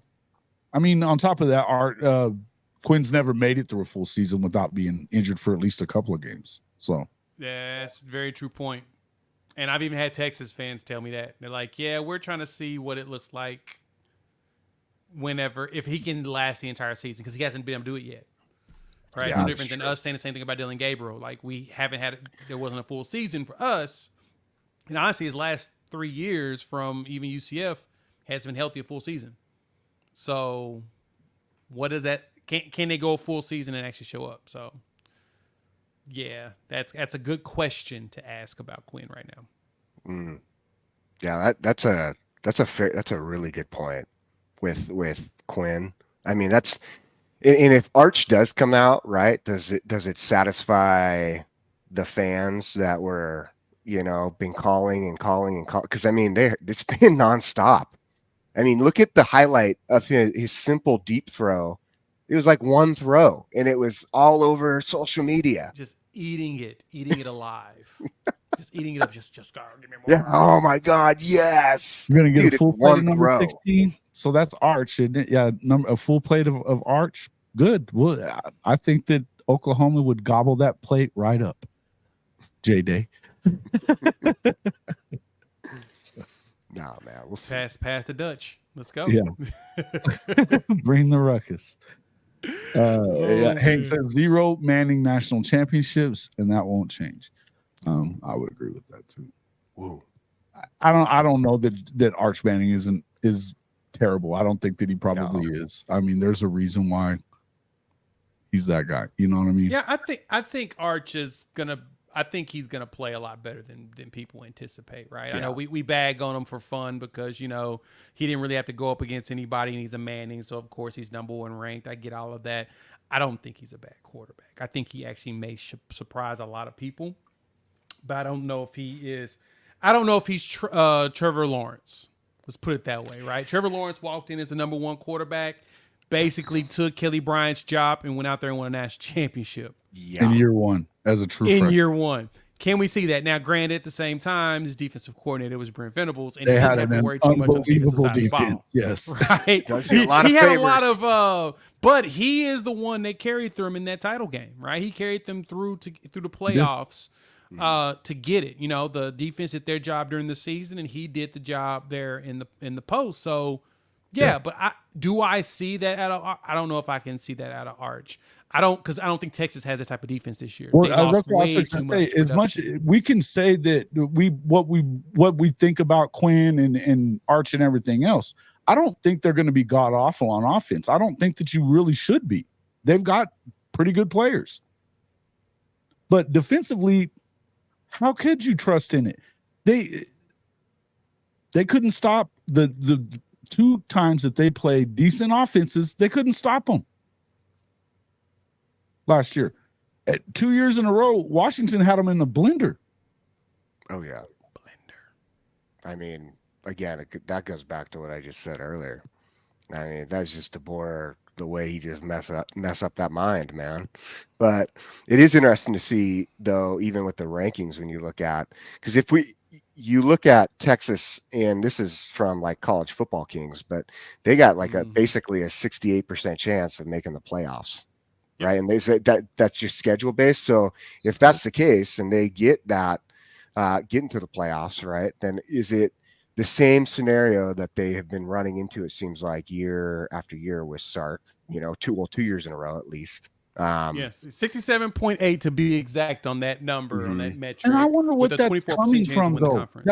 I wanted to kind of switch into this too, because what is it about? Is it the schedule? It's the returning production on the offensive side of the ball, which honestly, if your quarterback's coming back and his offensive line is there, gives you a heavy advantage. But it's also the schedule to go on top of it, right? I mean, Michigan's going to be tough, but Michigan lost a massive percentage of players going pro, and then of course Harbaugh's gone, so Sherrone Moore's got to prove himself as a CEO instead of just the OC. And besides that, they've got us in Georgia that everyone thinks is going to be tough games for them. I mean, who else do they really play in conference this year that's considered that? Now, granted, I think Florida's going to shock some people this year. I think Napier's going to surprise a lot of people because his pants are going to be on fire, and he got to figure this bad boy out. But that's kind of where that's coming from. It's that returning production on the offensive side. I mean, they're 38th in the country on that, so it's not horrible. It's just we got to see if Quinn. The other thing is everybody still hypes up Quinn, and I like you, and I don't see it. I ain't synced it yet. Nope. Like, to me, if Quinn was what everybody has been trying to make him into be, he'd been in the NFL draft this past year. That was my thought process.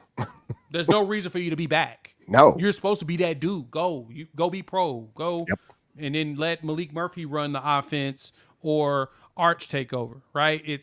If he's that dude, there was no reason for him to come back. Yeah, agreed. I mean, especially with how many teams needed a quarterback this last year. Right. Like, you think someone would advise him and say, "Hey," so that's a hell of a point, because I think when you see something like that happen in whether it's an agent base, right, or whoever's doing that advising, saying, "Oh, look at what's needed quarterback wise in this upcoming draft. This is a great opportunity for you." Now, is it someone who gave him some bad advice, or is it him running into some mind games and playing some doubt, some imposter syndrome, man? Right. Well, because that's the thing with it is this past draft, he was also slated to be a top 5 pick, right? Yeah. He was supposed to be one of the top quarterbacks coming off the board. Mm-hmm. Why would you skip out on this draft just to try to go number 1 next year? And the funny thing is, next year they got Shedeur Sanders as possibly the number 1, right? That's right. Just because he has the actual talent to be that, he has to, put it all together on the field. But there's a reason, right? Like, and at the same time, the good thing for Shedeur is that the talent around him, even though his receivers are actually really good, their wide receiver was really good. Very good. It still bodes better for him going into the pros because he's coming from Colorado. Usually your smaller school quarterbacks that don't have the quote unquote talent like all the big schools with full of a whole bunch of 5-stars, they usually fare better in the NFL because they have to actually quarterback their way through. It's not just throwing it up in the air and some elite athlete just grabs it. For all the hell he went through, he threw 3 interceptions last year. That's it. Yeah, he just held the ball for too dang long. He needs to learn how to get rid of it. And I know 100%. Tom has been telling him to do it. Like, son, throw the ball. Stop getting hit. But like you said, he only threw 3 picks. That's impressive. Impressive. Yeah, look, and that's the thing is that, and Stephen G said up here, honestly, I like to focus more on Ole Miss and Bama than Texas. I said this yesterday. The more I look at this, I'm less worried about Missouri than and really Ole Miss too, but my concerns are more around probably Ole Miss, Alabama for sure. The home games, though. Tennessee, I think, is going to be a tough matchup for Oklahoma because of the fact that their defensive line is very good. I think that you might get them in their secondary. Well, you got James Pierce, who's considered the number one draft pick. Bad. He's considered to be the number one draft pick in his coming Correct. draft, right? So they've got an elite edge guy. That's kind of it. Right, the rest of it's kind of a smorgasbord. You kind of have the same situation though with Nico Iamaleava, same deal, right? As you've got with Jackson. So there's questions there. Now, do I think that Oklahoma's better in the receiver room? Yes. Do I think they're better at the running back position? Probably. I mean, it's probably fairly similar. But their offensive line is very good. They showed that last year. They were a run-first team. Tennessee was. You're fair with that. And the question I've got for Nico Iamaleava is going to be, who's he throwing the ball to? Right, he's got Squirrel coming back, but Squirrel is small. Right, he's going to be your slot dude. It's like Joe Milton was just launching it out there, Squirrel down there somewhere, and hopefully somebody catches it. Yeah, who did they get in recruiting though? They got somebody pretty good. It seems like they got Matthew. I think it's Matt Matthews is the wide receiver they got. He's like a very high 4-star wide receiver. He's good, but he's a freshman. Like I don't. Like, no, it's no different than my thoughts on Ohio State and them getting Jeremiah Smith. I don't really talk about freshmen like that until I see you on the field, right? Because unfortunately, knock on wood, injuries do happen and whatnot. I got to see if you can really produce based upon, the hype. But granted, on top of that, that's where I have questions with Nico is the wide receiver room. What does that actually look like for them? And will they be able to bail him out next season in any way? Right. If they can run the football very well, I think you have a good shot. But I think the problem with Oklahoma, you're not going to run the ball on OU like that. Right. And the good thing for Jackson is that he's got wide receivers that technically can bail him out because they've been in the system for a year with him. Right. But at the same time, they can bail him out because he's got elite receivers, right? As soon as Andrew Anthony comes back, I still don't know what this lineup's going to look like. Nick's going to be out there with somebody, right? That's all. Nick and Deion Burks. Besides that, you've got Anthony, you've got Gibson, right? You got Brendan Thompson's going to pop in there. The wide receiver room is not a concern in Oklahoma, even though last year was our biggest concern, which is still my favorite part. Which is crazy. But, with bringing in Latrell, I'll say this. Latrell comes from Mike Leach. Like he's gonna. You want to talk about being able to get productivity in with the size. I saw there was a comment in here, and I don't necessarily know this. You guys to speak to it more than I could, but with the size, they're supposed to be like the biggest wide receiver group in the SEC. Yeah, you got size, speed, and production with a offensive coordinator that Nick is stems from Mike Leach. 6'5" Jaden Gibson, 6'5", 6'6" Jaden Gibson. Then you've got the freshman kid coming in that's 6'6" plus. Yeah, carry on. Ivan carry on. 6'6" wide out. But I'll just talk about the guys there. You got 6'4" Nick Anderson, 6'1" Jalil Farouk. You've got 6'1" Andrew Anthony, 6'5" Jaden Gibson out there, and then Deion Burks comes in. He's 5'9", 5'10" but dude's a slot dude that's a beast that we've seen put up numbers in the Big Ten. So we're bringing in really big wide receivers, and that's been like Emmett Jones' MO. It's been all about getting the bigger wide receivers that are also fast and like genetic freaks, just like the way Brian Hartline's doing up there at Ohio State. I can totally see where Emmett's going to be battling him for who's got the most freaks on the roster. I mean, that's the ether, man. That makes you so I think that, and that's why you saw them ranked in the top 3 receiver rooms by, multiple different outlets have top 3 receiver rooms and top 2 running back room.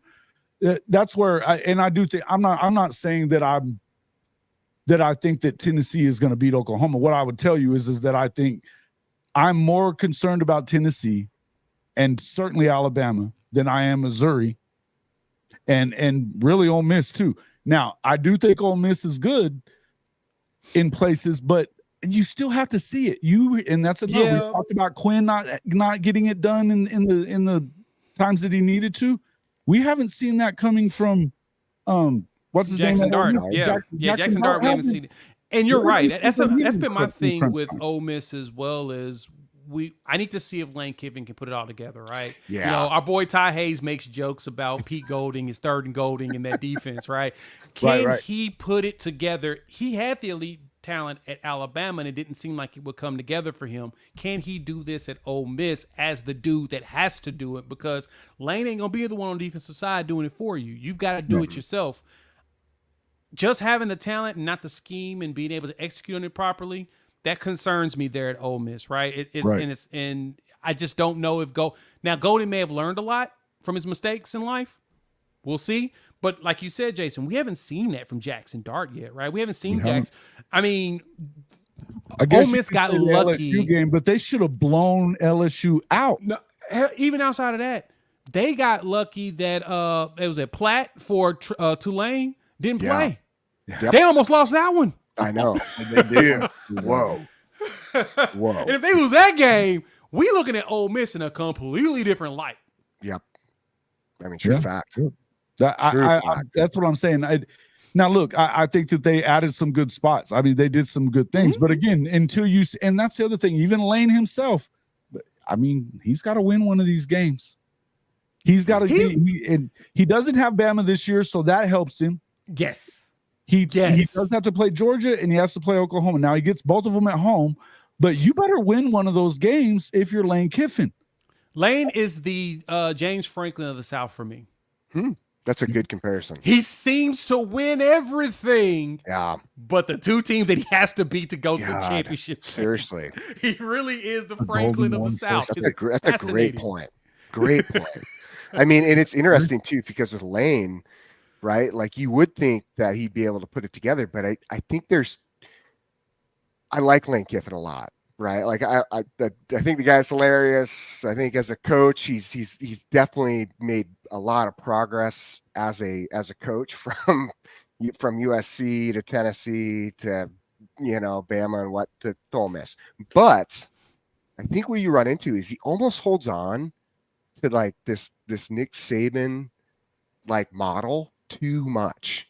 Like here you have Pete Golding, right? That is a direct stem from Saban, and you have Golden running this defense that refuses to break away from the rules of the Saban defense. Again, those rules are becoming this new this mesh of defenses, right? Because you have all the talent now, Ole Miss. You really do, as far as your D-line looks, even your linebackers, your secondary, your defense should be studly, right? But you make a point. Can they come together and does it mesh? And I'm not saying like obviously I'm the Bama fan in here, right? But Saban's defenses are great, but there's just a new era. It's funny how it all shifts. Even with Saban retiring, there's been this new shift, this new hybrid models. You have to play defense though, for sure. Well, you do, but just to combat though the more open space, because everyone's trying to spread it out instead of congest it anymore, right? Sure. So besides like everybody's offense is doing that. Yeah, it's a good point. But that's why you're seeing like these. I mean, hence why you see BV switch to more of a 3-3-5 instead of a 4-3, right? Because he has to compete with that speed and this open concept. I mean, it's even like Saban's base is a 3-3-5, but he brings in like that jack or whatnot to in addition to that additional edge money. Or the star, and then if they want to go nickel and dime star and money, he brings those in. So everybody's trying to compensate for that because I mean, technically it was the Mike Leach era of the Big 12 where everybody started going to that, starting to just spread you out after a while because you used to just run people down, run down their throat, 100%, be them in the trenches constantly, but when you're getting spread out, it's toughy. It is. I mean, everybody's trying to go, let me see my best athlete on yours one-on-one. Yep. Right. And so in order to combat that, but still keep the numbers in the box so you don't get smashed in a run game and start getting real nervous because that's what makes everybody nervous, right? Is like, what type of run game do you have so I can, utilize my wide receivers? But it's interesting to see how everybody's moving to these concepts, and I'll be interested to see how they're able to adjust Ole Misses to this next season with the talent they have. Do they stick to the same model, or do they kind of start to divert a little bit in some different ways? So it'll be interesting to see for sure on that end. That's a good point. But Tennessee's defense is good in the front seven. Their question is the secondary for sure, and I think that Oklahoma can definitely exploit that. They're favored in all these analytics models. They're favored to win the game, and particularly with it being at home, it's not even really a toss-up. I would tell you that again. If I'm definitely more concerned about them than I am about Missouri. I'm definitely more concerned about them than I am Ole Miss. I am. Ooh. Yeah. You're better than me. I'm not very concerned about Tennessee. I think that Heupel could get in there, and Stephen G said it earlier too, that he could get in his feels and kind of get a little where he's not calling the game the way he should or whatever, and you know what I mean. It's fair, but a little bit of pressure on him. I think that Josh is a hell of a coach, by the way. Oh, I agree. I love what Heupel's doing at Tennessee. Yeah. Yes. Like everybody knows, that's my other team. They were my SEC team before we moved over there. I love what Heupel is doing. The only thing for me is that I always think about this. Venables knows Heupel from his days of working together at Oklahoma for years. I would agree with that too. Right, right. It's no different than like Kevin Wilson. I'm not saying that I think Tennessee's going to win. I'm telling you that they have every bit of if we're looking at firepower and what they can do well, I think that you have to concern yourself there first. I can see where you go with that. For me, I still have I have Ole Miss, then Missouri, then Tennessee is ranking as far as concern wise, mainly because Kiffin is very good at acquiring talent. The question is putting it together on the field. A blind squirrel finds a nut every once in a while, guys. That's what terrifies me about the Lane Kiffin piece. It's the truth. Missouri-wise, they're bringing back their returning quarterback, and they got a solid wide receiver room. Yeah, they do. I don't know what the rest of the team's going to look like, especially losing your defensive coordinator, your defensive line coach. I think they lost a linebacker coach as well. They lost too many staff members to LSU, right? So that's, to me, their defense is going to be questionable. There's a good chance their defense falls apart. And I'm worried about that game too, the LSU game. I don't care what anybody says about what they have and don't have. You've got to play them in Death Valley. I'm concerned. They got Bo Davis at defensive line. He knows how to coach defensive linemen. And then they brought in all of Missouri's staff to run their defense when Missouri had a solid defense last season. I am worried. Only thing that doesn't worry me about LSU, I think our defense will be better than theirs. I don't know what Nussmeier is going to look like at quarterback, but we'll have time to find out. My meter on LSU has been, I will judge them after we play Alabama. Because I need to see what the quarterback looks like it's going to be a night game, though, too. And that's the other thing. It's going to be a night game. What do you have to expend to beat Bama if you can? And do you even beat Bama? Because I think that's the other one. It's Alabama, man. They're coming to town, but they're going to put a different offense than what you're used to seeing from Alabama, number one. They may be very, very good defensively. Or, offensively for sure. I would say defensively, I think that's the question you have about Bama. And you probably, if you're OU, it's fortunate for you to catch them now. Although they will have had the better part of the whole season to work out whatever's going on with them too. That's a concerning game for me looking at Alabama. But the fact is, you can't. What is it going to take to beat them? And whether you win or lose, it's going to be a tough game. You know, you look at it as a tough game. Then you got to go on the road the week after that and play in a hostile environment, and possibly against a very good LSU team. So I think that's what, you know, Coach I and those guys talk about it a lot. It's not playing Alabama or playing Georgia. It's who you got. It's that you're going to be what it's going to take to win that game. Then what are you going to have left in the tank next week? No, I mean, that is good, because I think you're also going to see a little bit of a different mix too, right? Because you're going against Alabama, that's going to just come out with this newer offense for them. Now it's not newer, right? But it's different. And you won't necessarily see that with LSU, right? Like Kelly does not. That's not what they run. Yes, they run. They will try to spread you out and use speed, right? We know that. That's what they've done. But Nussmeier is not a mobile runner. This guy, they're gonna. This season is not going to be. This is where it's going to be interesting for LSU. You're not going to be able to do the same shit you did with Jaden Daniels. He's not going to be able to escape everything. He's not going to be able to run around and underhand the throw 50 yards to make a catch, because the wide receiver smoked him because he runs a 4.2, right? Yeah, you don't have Malik Neighbors in there. You don't got all that anymore. So now you actually got to play football, right? Yep. And it's going to be interesting. What helps them, yes, their offensive line is supposed to be impressive, right? It's going to protect him, gives him that time. Right now, I will say this: that's where you have someone like, I mean, in the end of the day, why you get so excited about this D coordinator coming in? You know what I mean? Like that, the pressure that he'll bring, the different looks that he'll bring, will be.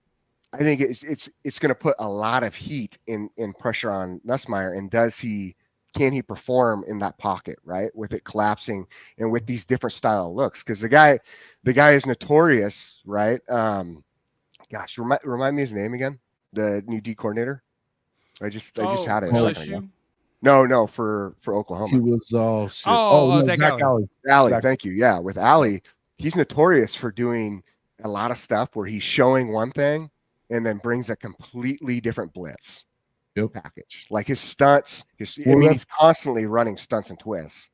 And so, I mean, that's going to be huge. But I also think where LSU, the question will be, is because of that D line, right? Being granted, the coach is great, but he's not playing. They're going to have to play youth. They just don't have the depth to play, from a senior standpoint. So, or tenured standpoint, that D line, right? They're getting home on Arnold and giving Arnold time to utilize these wide receivers is going to be probably, honestly, the biggest thing, because they're just going to play these matchups one-on-one and they're going to win. The size alone, they're going to win. There's just, it's going to be really hard to stop. Alabama, I think, is an interesting one, because I think you will have an offense. I think it's going to be offense, defensive war. As far as Alabama's offense, Oklahoma's defense, it's going to be, can Oklahoma get home and get Milroe in a point where he feels the pressure enough to make mistakes? And that will be the question there. I think defensively on Alabama's side, right, that you have, that's the biggest question mark, is that youth in the secondary. And that's where Oklahoma is going to benefit, because those wide receivers are going to be utilized a lot. And we'll see how they compete against, as far as what kind of transition they make. Now, everyone thinks it's a 4-2-5. It's not. It's a 3-4 nickel package, basically. And they'll go from, a three down look to, a 4 down look. And so it'll be interesting to see how Womack adjusts, right, with his defense, and can the youth there in the secondary make some strides early on to kind of really pick up on it. I'm going to be honest. I think it's going to be a better battle out of all the games. I think that's going to be a more interesting battle than some of the others. Obviously, Georgia's going to be an interesting one. I'm interested to know like what the depth is on Georgia's D line, because of the style of defense they run. They rely heavily on their D line, basically blowing up these blocking lanes to create lanes. So if they don't have that, then it reverts back to the Saban style of defense, and they except with a few other twists to it. And that causes, again, we saw them. That's why they falter all the time against Alabama, because Alabama just knows how to combat it. I mean, that was Saban's specialty. So it'll be interesting to see for sure as far as those teams. I just think the Oklahoma-Alabama game is going to be it's gonna be fun. It's going to be a lot of fun. I think you're going to have a really good competition there. Yeah, I mean, I'm going to have that's going to be a fun one to break down and just watch in general again, because you're going to have some unique defensive looks that make it exciting, and then you're going to have offense explosion.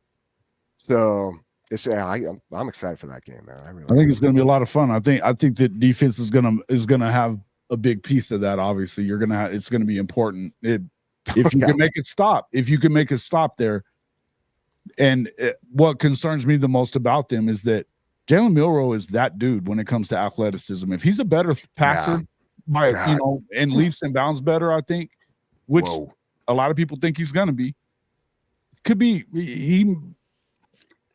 could be a big problem for every team, not just OU, but every team, and that includes Georgia. I think that he beat Georgia a year ago, and not with the same kind of offense. They get them at home. Do I think that Georgia is going to win this game? Probably. I do.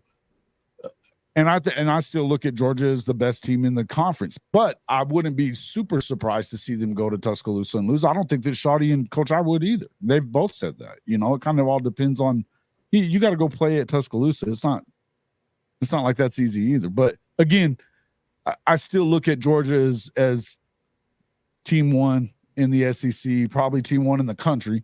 I don't, we could talk about Ohio State a little bit, but I would tell you that they got to prove a lot. You know what I mean? They've got a lot to prove. Let's kind of switch, talking about what we were. Obviously, we got off on Oklahoma, but the schedule rankings, ESPN has their schedule rankings, and it's a national schedule rankings, but I'm not buying this at all. And the reason why is, let me pull it up real quick here and put it on the screen. But there it is. All right. So the toughest schedules in the country, you got obviously number one, Florida. And I think that may be number one all time if this list was an all-time list, right? It probably would be for me. Then, of course, Mississippi State has a tough schedule as well. Georgia, Kentucky, Auburn, Alabama, Oklahoma, Tennessee, Georgia Tech, Texas, Purdue, UCLA, Washington, Vandy, Illinois. But I want to say we can stop there. Why in the hell is Texas this high up? Because if you look at Sports Illustrated, I mean, and different metrics going to have their schedules a little different. But if you looked at Sports Illustrated, just ranking SEC schedules, they've got them 14 out of 16 teams in the conference and in strength of schedule. And if you look at it, there's a reason why. For instance, let's just look at, and the reason I brought this up, Coach, I had put on there today that, Texas's schedule isn't that far behind Oklahoma's. Well, just to kind of look at, just to give it context here, I would tell you that Oklahoma's SEC opponents went in 2023 went 75-29. Texas's went 53 and 48. That's a big difference. Okay. Now I understand that you could say, okay, well, they got to play Michigan out of the conference. Okay. They play Michigan out of the conference. Oklahoma, because they actually had to, and people forget that Tennessee was also replaced in their non-conference schedule along with Georgia the last couple of years because of the fact they had them as non-conference games in this year and last year because that was obviously before they knew they were going to the SEC. They switched those out, so you end up with Temple and then Maine at the end. But when you look at, again, you look at this difference there. I don't think it's even close. We just looked at Texas A&M's schedule. It's definitely harder than Texas's. They've got a top 10 Notre Dame week 1. Mm-hmm. You know, to me, I think this may be an ESPN "We Love Texas" ploy, like normal, because I do believe that it behooves ESPN to prop up Texas, and it seems like everybody loves to prop up Texas. We've been talking at length about this the whole way. What do you guys think about these rankings and where they probably should be? Yeah, Jay, what do you got? So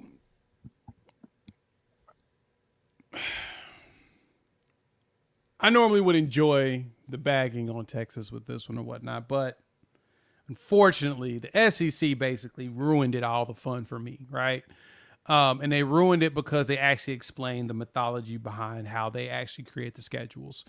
And at the same time, I can't actually throw a jab at Texas because Texas did a really good job of preparing themselves for the SEC by being terrible since the last time that the SEC had their expansion. It made it to where their schedule was a lot easier because that's exactly the mythology that they did. So the whole mythology was they took, since the last expansion, which was when they brought in A&M and Missouri, AP rankings all the way up until last season, and they did whatever formula they put together, and they started to, if the worst team got the easier schedule, while the teams that were highest up as far as AP rankings or consistency at AP rankings got the tougher schedules. So we got to remember, so for Florida, everybody's like, well, Florida, they've been, XYZ or terrible in this entire time. They won 2 natties in that time, right? So Urban Meyer's got rings from there at that time. Sure. So that's, that's kind of a piece in there. You've got, which actually I think Urban's was before that, but I digress. They were competitive for the most part. And at the same time, the teams they're going against in their schedule now, today they're good, but they weren't historically, right? They weren't that good back towards 12, 13, 14, 15, 16. So there was a lot of pieces in that. And so with ESPN giving this a 7 to 10 rankings, I think they're doing, Texas moved up that high because of Georgia. And it's because of how high Georgia is ranked and because of how high Michigan is ranked. And they don't play Bama. So I'm trying to think who else in their schedule is actually, that's it. It's Georgia and Michigan. And Oklahoma. There's your 3 teams that makes Texas' schedule so tough. Okay. And they also play Georgia right after Oklahoma. So that one's that to me, I'll put Texas at 10 just for that. Because, boy, that's going to be hard on their backs. Boy, 2 physicals teams. Because, of course, Oklahoma hates you. So, they're going to bring it their A game. And in Georgia's physical in general. It a tough schedule. I think it makes it tough right there. I don't think that the rest of you got to look. They play Vandy. They play Vandy on the road. But they're playing most of these supposed bad teams at home. Mississippi State's at home. Florida's at home. Arkansas, they got to go on the road. And Vandy. They don't. I don't disagree. If you look at the good teams versus the bad teams in the SEC from last year, Oklahoma gets Ole Miss, they get Mississippi State. Oklahoma gets Missouri, they get Arkansas. Oklahoma gets Alabama, they get Georgia. But then you got to turn around. I mean, look, it's just crazy to me. Tennessee versus then you play in Florida. Right. In the comparisons, you're right. You're right. It's that non-conference that helped them. It's that Michigan game. That's really what pushed them up there. And like I said, because they play Oklahoma and Georgia back to back, I mean, we got Bama LSU back to back, but that's also one end of the season too. Before we play Bama, we play Maine, so we get an actual break. They don't get a break against the two of the 3 physical teams they play this year. Like physical. What are you talking about? It's a fact. What fact are you talking about? You're starting to. Well, it's interesting too with like A&M because that's It's what we were talking about earlier, right? Right. With A&M, the only 3 only 4 games they have away, right, are Florida, Mississippi State, South Carolina, and Auburn. Now, everything else is at home, so I could see why. But I mean, as far as A&M being 20th, that is low. Texas being 10 though. No, that's what I'm saying. Is A&M has a tougher schedule overall than what Texas has, and they've got them at 20th. If you look at the Sports Illustrated rankings, I'll pull those back up here. Strength of schedule. Go ahead, but I'll just tell you, Oklahoma was in the SEC in ranking the SEC schedules. Oklahoma's was ranked the 3rd toughest. Texas was ranked 14th, behind only Florida and I want to say Vandy. Yes. Okay. So easiest schedule, top 3 easiest schedule versus top 3 hardest schedule. For it to be 7-10 or 7-9 or whatever, that doesn't, you got to make it make sense to me here. You're going to have to make it make sense, because even A&M, their schedule is showing harder everywhere else.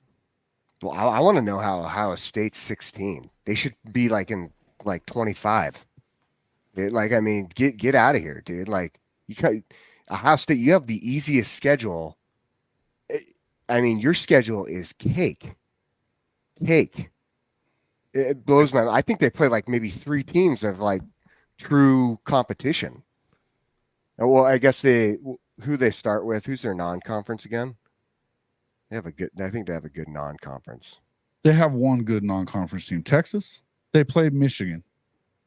And then they play like Colorado State and Louisiana Monroe. Yeah, that's crazy to me.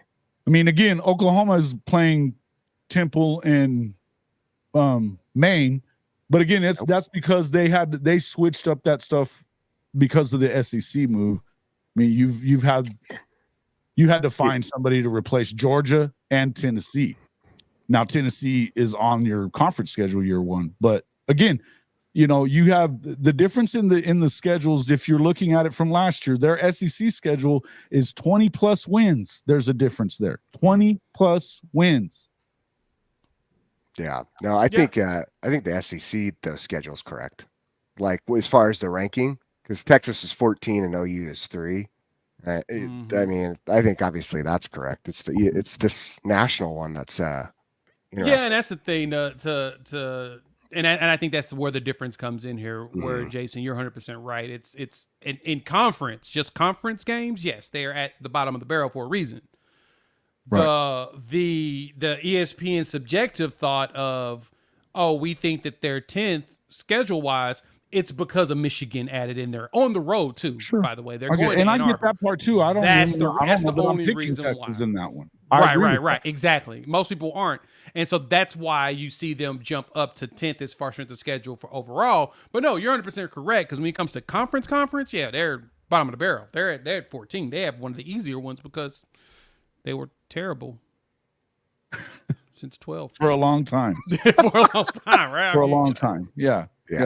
Florida's definitely number 1. They're number 1 in pretty much every Richard Shear.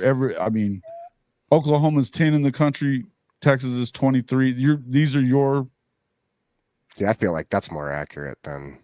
Okay, so and again, that wouldn't be close, right? Mm-hmm. As if you're doing the full schedule, yeah, I could totally see that.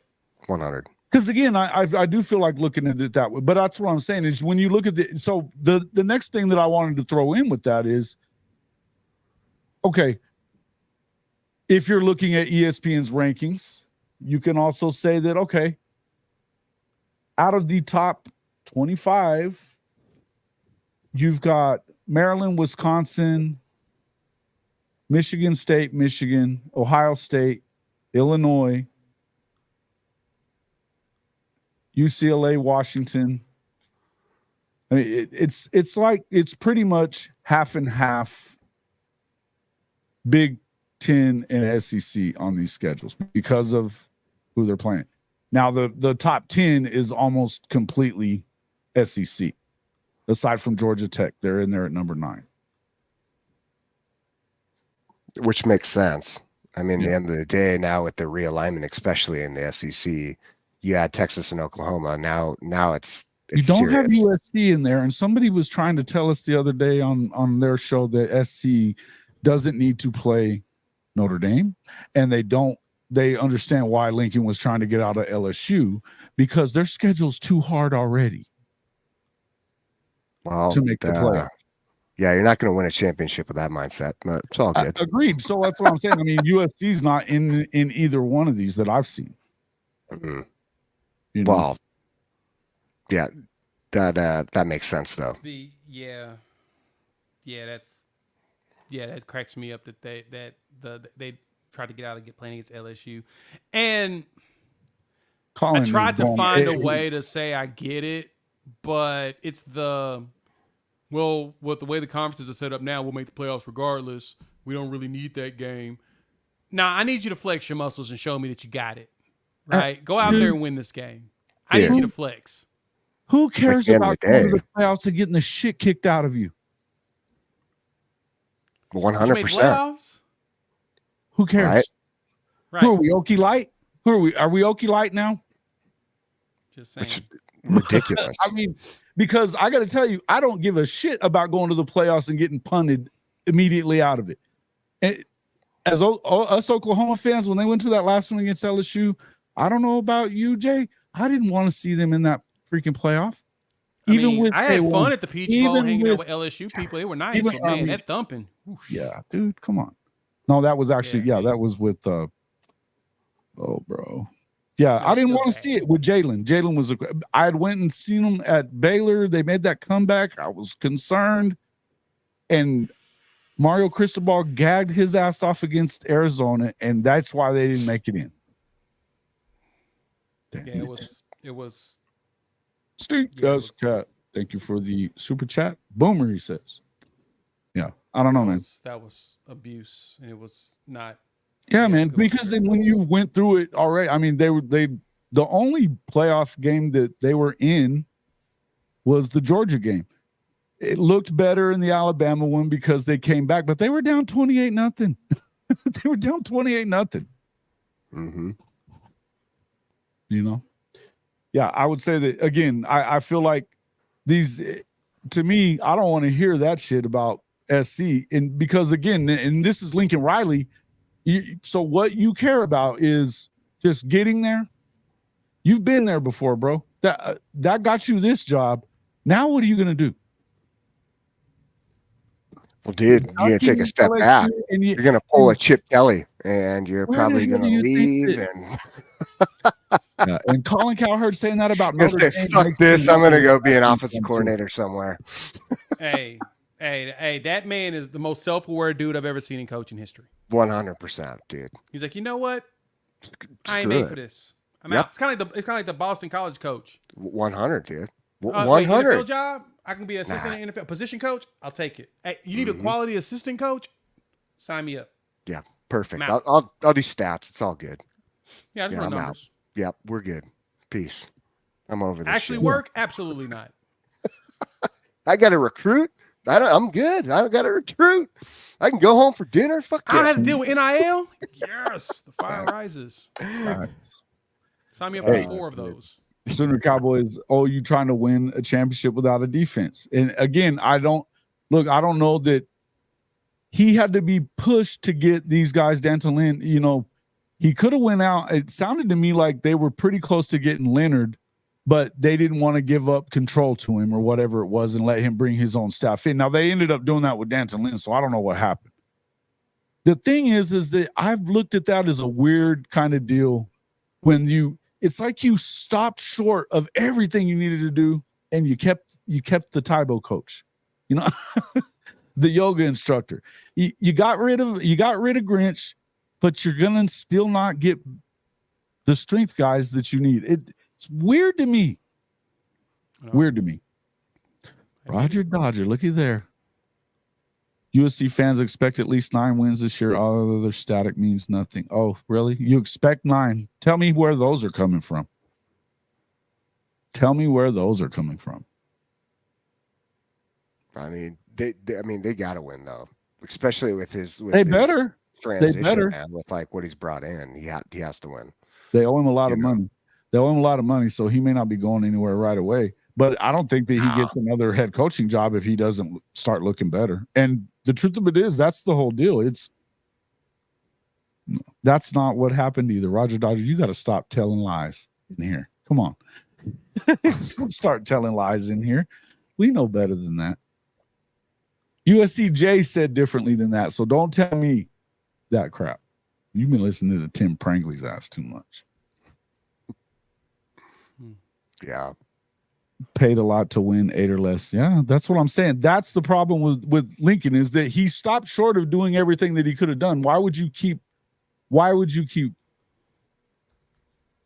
strength and conditioning guy whenever you know that's an issue? That's been an issue. You're worried about your offensive line.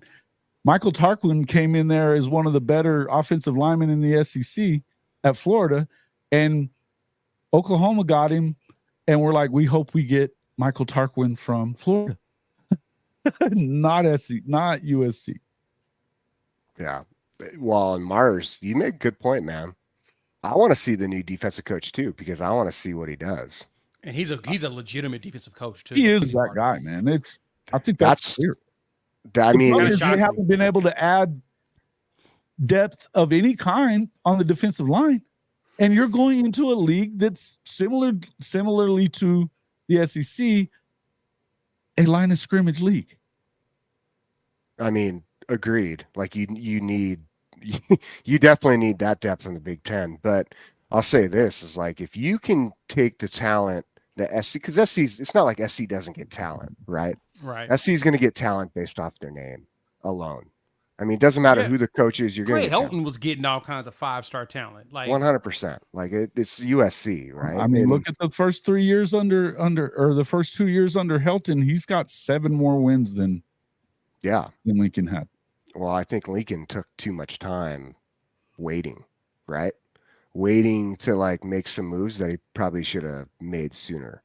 Yeah. And if you look at who they're recruiting right now, but I think a lot of this depends on what happens in Justice Terry. How firm is he? If you go out there and go 7-5 again, why not? Why would you not just stay at Georgia? Well, I don't know. That's a tough one, right? Because they're dealing with that with Isaiah Gibson as well, because Gibson is supposedly on a flip watch now. He is on flip watch. I saw that. And I think with Terry too, it's hard because when you have that, and I can't remember his name, the D-line coach that coached Aaron Donald. But when you have him like that, that's such a huge selling point to these like top tier dudes. You know, it doesn't matter what they do next year. You know, but the problem is, what do you mean it doesn't matter? You've got Bear Alexander, and Bear Alexander didn't really do nothing last year. Oh, I agree. But I think why I say it doesn't matter is from the standpoint that these guys, these 5-star dudes who are D linemen, their mindset is this. And this is what might save Riley for another few years besides his contract, is their mindset is this. And these dudes that are 5 stars that are beasts, you can see it, right? There's a little bit of a change up between guys who got to develop and guys who just walk in and play. And I think when they see that, they see an opportunity not only to capitalize on the fame that comes from SC, because you are in Hollywood, or you are exposed to Hollywood, basically, right? Like from what shows up on SC's sidelines, but also you can sit there and say, okay, man, like you get to truly focus in on this development aspect of this guy who developed Aaron Donald into a superstar. Now, I warn people about that all the time, though, because Aaron Donald and you are not the same human being. Right? Very same work ethic, right? Yeah, 100%. Aaron Donald's another guy than everybody ever. Yes. So you can't sit there but it will, regardless of that being a factor, nobody's going to necessarily sit there and think about that. They're going to say, wait a minute, he can make me this. And that's going to be, that's the selling point. Yeah, it is. And it's a good selling point for now. And if they have a semi-decent defense, it's going to continue to sell itself. Now, does he make the final, I guess, for Lincoln Riley, does he make the right step in this case that he hadn't made previously, and he finally gets his pieces in place.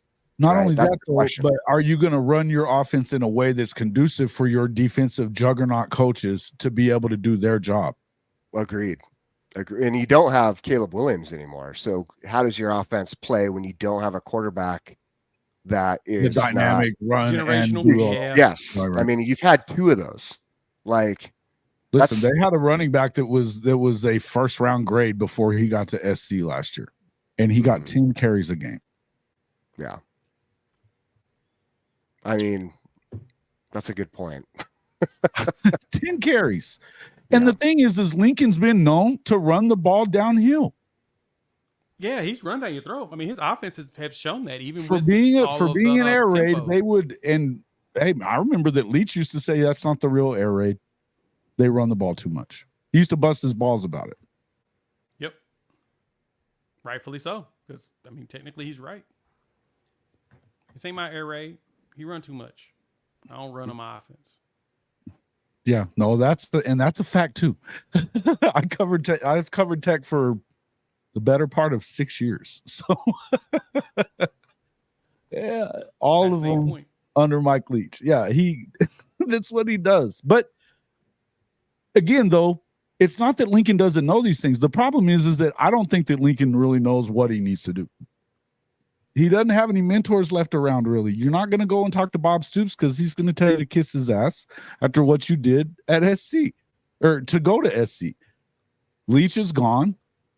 You know, those are his guys. So, I mean, it's tough. You know, you could go to I guess, to Heupel maybe. But I don't think they're that tight or anything like that. I mean, Hype worked there at Tech for a little while when Lincoln was there, but I don't know how tight they are. Yeah, I mean, that's a good question.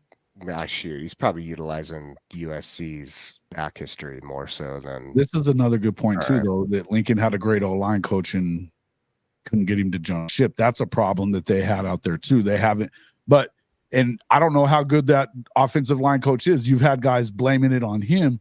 How much of it is because they've got Benny Wiley there, you know, and they're getting smaller. They got smaller every year that he was at Oklahoma. It's just a fact. It's just a fact. Every year that Lincoln was at Oklahoma, they got smaller. After he got rid of Jerry Schmidt after that first year. Yeah. Oh, and we brought this up. Did we bring this up last night, Jay, or maybe we did, Jason? I can't remember. But yeah, the coach from North Dakota, like, right, and like it was brought up on the standpoint of saying, "Go ahead, go ahead." Yeah, Jay, we might. So last night we're on Around the Table Sports, and we were all talking about this. And it was brought up about the coach because Jen Cohen, right? Jen Cohen's the one who finds Kalen DeBoer. Okay, so. Yep. I mean, and Kalen DeBoer was known. He was already being looked at from a standpoint of that next step. But Jen Cohen's the one who really identifies that early, builds that relationship, and brings him in. And Kalen DeBoer comes from this lower rank, right, of schools, and shows proven success. While what she just did, as far as I think it's more so her play. Right, is that this is identified talent of a guy who is phenomenal, right, from North Dakota. And I can't believe I'm blanking on his name. Entz. It's Entz. Yes. Yeah. And to get him and bring him in, like, okay, does USC now have their next head coach, right? Like, do they have someone already in play to move into the seat? Granted, if Riley can't turn it over. Now, could you imagine? I mean, they literally went and got Lincoln instead of Kalen DeBoer. Mm-hmm. Then. Wow. And Kalen had played against SC. Yep. That's Fresno. His last year at Fresno State. Yeah. Yeah, that's true. Good point. Nobody here buys what you're saying there, Roger Dodger. He hired Wiley before he hired Grinch. This is a Lincoln thing. It's not an Alex Grinch problem. I know it's easy to put it off on Alex Grinch because that's what Lincoln does. It's not an Alex Grinch problem. Not that Alex Grinch is very good. It's not an Alex Grinch problem. I want to see what Grinch does at Wisconsin. Yeah, I mean, because now you're under a lot more. I think he has a better eye. Like he's under watch now. You know what I'm saying? Like you make a good he's point, under a Jay. defensive guy that's really good at doing defenses right. Yeah, he's got somebody that's built for this. So I'm really curious what that's gonna look like. Yeah, I am too. I want to see if he can kind of get maybe back on his feet a little bit. Right. Right. If his secondary looks better underneath with Fickle. Yeah. I know. It's seriously, almost an indictment. It is, man. It's an indictment. Just saying. Yeah, you don't have to like it. Well, again, Roger Dodger, you don't have to like it. We're just telling you the truth. I'm just telling you that it's weird to me that you would want to duck out of the. But let me ask you this as a SC fan: do you want them to stop playing the Notre Dame game? Because that tells me everything you need to know about this fan base and what is going on. You should never want to duck out of LSU, and you sure as hell shouldn't want to get rid of your blood rival. I mean, are they really blood rivals? We heard the same thing about the games last offseason, brother. The same things, and they were worse with better players. I'm intrigued to see. I can't believe it. I think they go. I think they're probably 8-4, 7-5 again. I really do. I think it's going to be hard for them because I think that a lot of it too. You got to go to the big house, and you've got, even if they're getting bigger and stronger, they're already big and strong at Michigan, and you got to play in the weather and all that other stuff. Some of this should. Are you going to beat Penn State even at home? I don't know. I don't like Penn State that much either, but they're better than everybody that they seem to play aside from an SEC school or Ohio State, Michigan. Yeah, we can't argue against can't really argue against Penn State and their ability to play good against certain teams. It's just they just can't beat the top ones. I mean, I don't think USC's at that point yet. They've got a lot more reclimbing to do, but yeah, it's going to be fascinating to see what that game looks like too, because that's another one of those. Well, I like their pickup for the offensive coordinator. I think he's been very good at Kansas under Coach Leipold. I think that was a good move. Oh yeah, that was a good move on their part. But that's a good move. But you still have to see them play offense. I mean, they've been good on defense, but I think that if they're soft in the middle at SC, which we said the same thing about Texas a little while ago. If you're soft in the middle, what's somebody like Penn State going to do? They're going to run it up the middle. Well, you know what the other thing too is, like, a lot of people, and you've seen this, they've asked this question, is Drew Aller, right? Is he the most underranked quarterback or like not hyped, right? QB out there. I might get a little more hype than he deserves. They haven't done shit. Well, that was the thing, man. Is I didn't feel like I watched him play. I didn't feel like he was on. I'm like, what? This guy was not special in my mind. So why? There was nothing about Drew Aller that made me say, "Oh, he's going to be the next coming of anything." No, he was not. But I'll say this: they haven't had a receiver there yet in a long time either. It's kind of similar to what you keep hearing about Clemson. That Clemson, they keep blaming it on quarterbacks. When are you going to bring a receiver in? Now I know they did get Brian Wesco and all that stuff this year. He looks like he's going to be very good, but they've not had good receivers there since. I mean, really. Since DJU took over, they didn't. Trevor's guys went with him to the league. You're not wrong there. And they went from blaming DJU to blaming Cade Klubnik. You know what I mean? It's never Dabo's fault, apparently. Now the fun thing is going to be that Klubnik's got a second year. He got another year underneath Riley. Now the question is going to be, how does he perform at this point? If he actually does show up, and can Riley make it a lot easier for him to go out there and, really show out? He's got a chance to. Like, I don't think Cade Klubnik is bad, but I don't think he is either. I think he's real good. I think he's solid. I don't think they win the ACC though. Oh, I don't either. I think DJU gets his revenge and he wins the ACC. Oh, that's a. I like Norvell underneath Norvell. You said that because I don't think so. And I love DJU. And I think he wins that game for sure. I think that they lost so much from that Florida State team. And I already told you what I felt about their, quote unquote culture out there at FSU. So I don't have to get back into that. But I think that you had to replace an awful lot, and you didn't give DJU the weapons that Jordan Travis had, but they'll still end up blaming him if they don't win it and go to the playoff. I don't know that they're set to do that this year. And are you not going to have a hangover from 63-3? Because I feel like you are.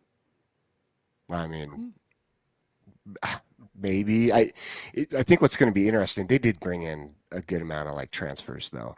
They did. And so I don't know how much of the hangover stays. Works perfect, right? Yeah, agreed. But here's the other thing too: is I to your point, I don't think Florida State's going to be that team.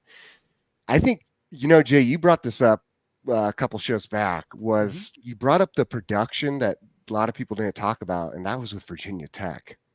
Man, they've got it all. They holy shit in the country coming back, right, dude? They brought everybody back. I mean, dude, they're supposed to be something here. And if you want to talk about a time to get in the SEC and maybe actually Miami should be it up a too. bit, That doesn't mean they will be, but they should be. Everyone knows Cristobal can't figure it out, though. I don't think Cristobal's very good either. I mean, Cam. If anybody saves his ass, it's Cam Ward. Because Ward is that guy. He's. I think so too. I think so too. I think he. And here's the thing: Miami has such a favorable schedule. A really favorable schedule. They have to play Florida State, but really they don't have Clemson. They play Louisville and Florida State are their tough games, and then they do play Virginia Tech. But it's set up that they should do for where they've recruited and the way they've been in the portal. They should be set to win the ACC. I don't think they'd run it. I still don't believe them. I still don't believe in him. Although I do like Cam Ward a lot. I think he's a hell of a player. Mm-hmm. Yeah. Imagine he was early in the year. They looked really good at Washington State. Now it fell off at the end, but I think that was a depth thing as much as anything else too.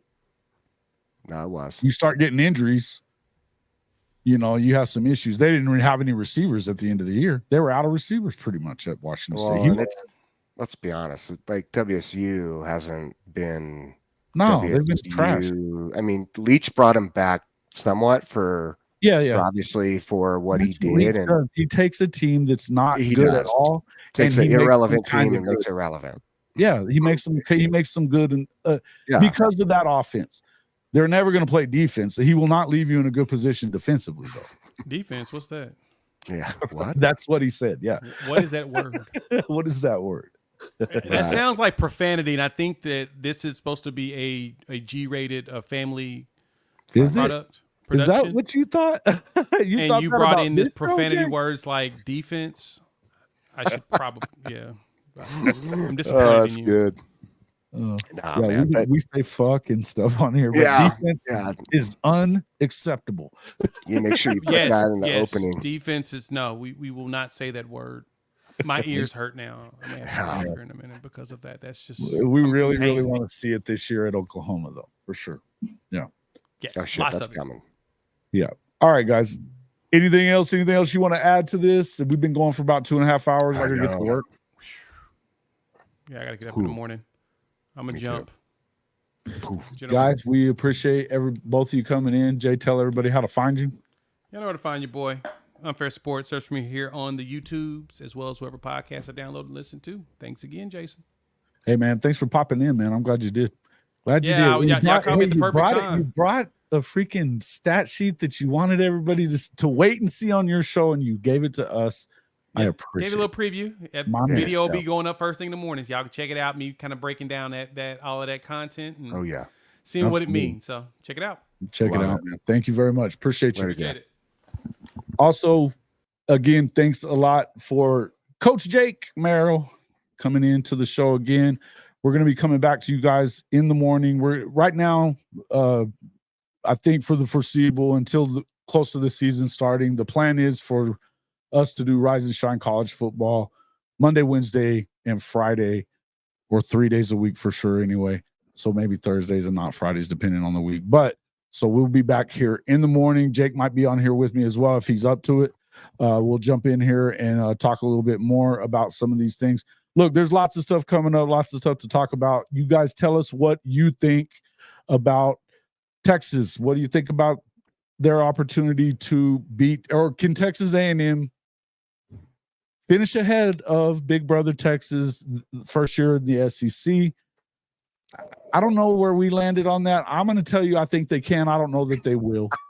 I think we were going all over. I think they can. I do think that Texas A&M beats Texas in year one, but I don't know that their record will be better than Texas's, just because of the schedule difference to me.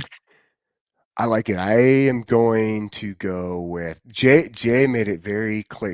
His argument to that, and I'm so happy he hopped on here, man. Like, obviously, you guys know who he is. He's phenomenal. And for those who don't know who I am, I'm Jake Merrill, and I participate in different, I guess, channels and.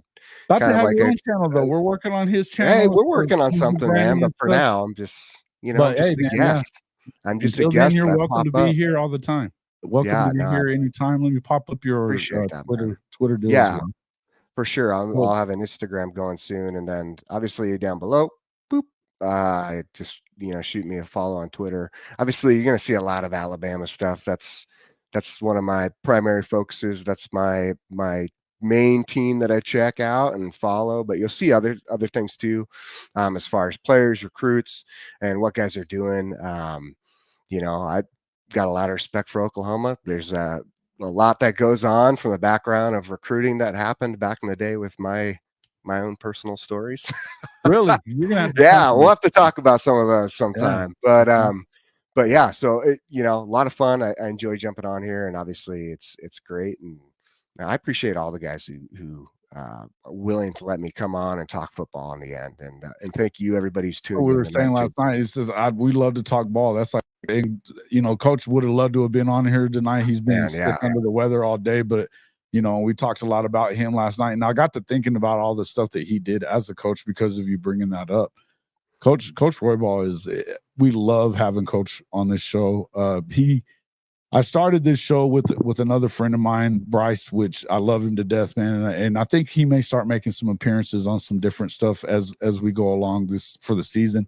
But whenever he left, his wife had a baby and stuff like that, and he just didn't have time. Well, Coach came on, and it really kind of changed this channel. It's awesome.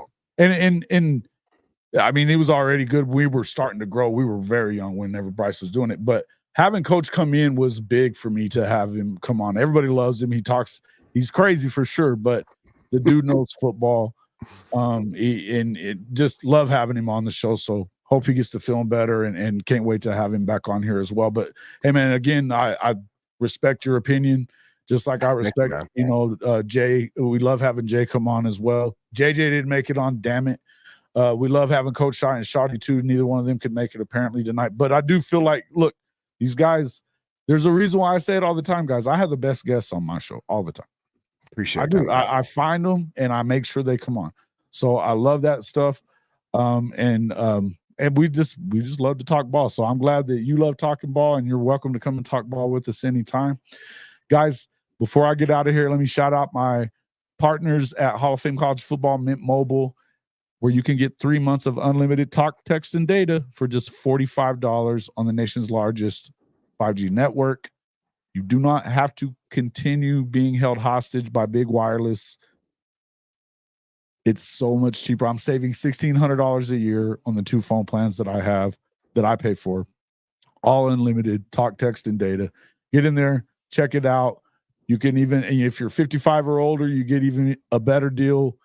Buy a phone, you get 6 months free. There's all kinds of amazing deals right now at Mint Mobile. Try mintmobile.com/HOF. That's mintmobile.com/HOF. You'll thank me later. Also, you guys, I've seen that you're talking a little bit of trash about my golf shirt in there, and I don't appreciate it there, Boomer129, smart ass. Oh, man. This the boom, dude. Custom golf shirts. The custom golf apparel, amazing fit. They got some bright ones. They also have some regular. If you're understated, like apparently some of you guys are, can't handle some of that stuff, then check out some of the different stuff. But hey, man, this is an awesome. It looks good. I think it looks great. Toolboxes and saws, man. Yeah, I think everyone always says it. They're like, dude, Jake's the man in black, because guess what? Every show you see me on, I'm wearing black. It's either this shirt or it says forged, right? There you go. But that's just because that's my style. I wear a lot of black too, but every once in a while I break out this one, and I've got a couple. Their golf shorts are amazing. I've got 2 different pairs of their shorts. They feel like basketball shorts. They look like golf shorts. Looks really good. SPF 30. And the deal is that if you've bought any kind of clothes that you would wear at the golf course, a shirt like this is at least $100. At least. You get them for about $40. You get them for about $40. So check it out, mailreg.com/JW_HOF. You can also check out our official pod merchandise. Coaches, I don't give a shit shirt is on there. Yes. As long as everyone should buy one down of those. Gear. Yeah, lots of horns down gear. And soon to be returning to the store, Lincoln Riley blocked me gear as well. If you've been blocked by Lincoln Riley on Twitter or anywhere else, you can buy that shirt coming up soon. But hey guys, the free way to continue to support us is just to make sure you hit that like button, share us with your friends, and become a subscriber. That helps get us out there on the algorithm. We appreciate everybody that comes in and supports us all the time. Love all you guys that do. Richard Sherry, I don't hate you. Even though you're a Mizzou guy, I appreciate you coming on. We do. Guts, welcome in. We appreciate seeing you. Stephen G, Mars Jams, Roger Dodger, even you too, buddy. Sooner Cowboys. Let's see who else. We have Boomer 129, Sooner Cowboys, Stephen G. Let's see who all. I don't want to miss anyone. Stink ass cat. Obviously, Neilio was here tonight as well. I don't want to miss anybody here.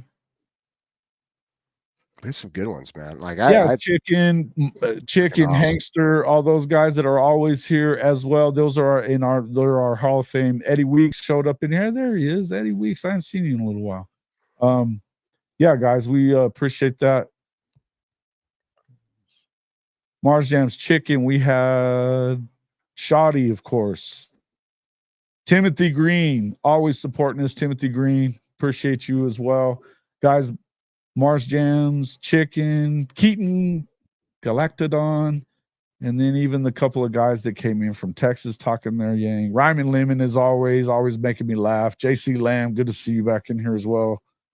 Steve B was in here also. Kyle DePuis. Yeah, guys, we appreciate everybody coming in. Make sure that you hit that like button. Get over there and follow Jake on Twitter. He'll let you know where he's going to be at that day, right on Twitter. That's right, so man. Jump over there and check him out. And hey, we'll see you all on the next one as soon as I find it. Right here first, though.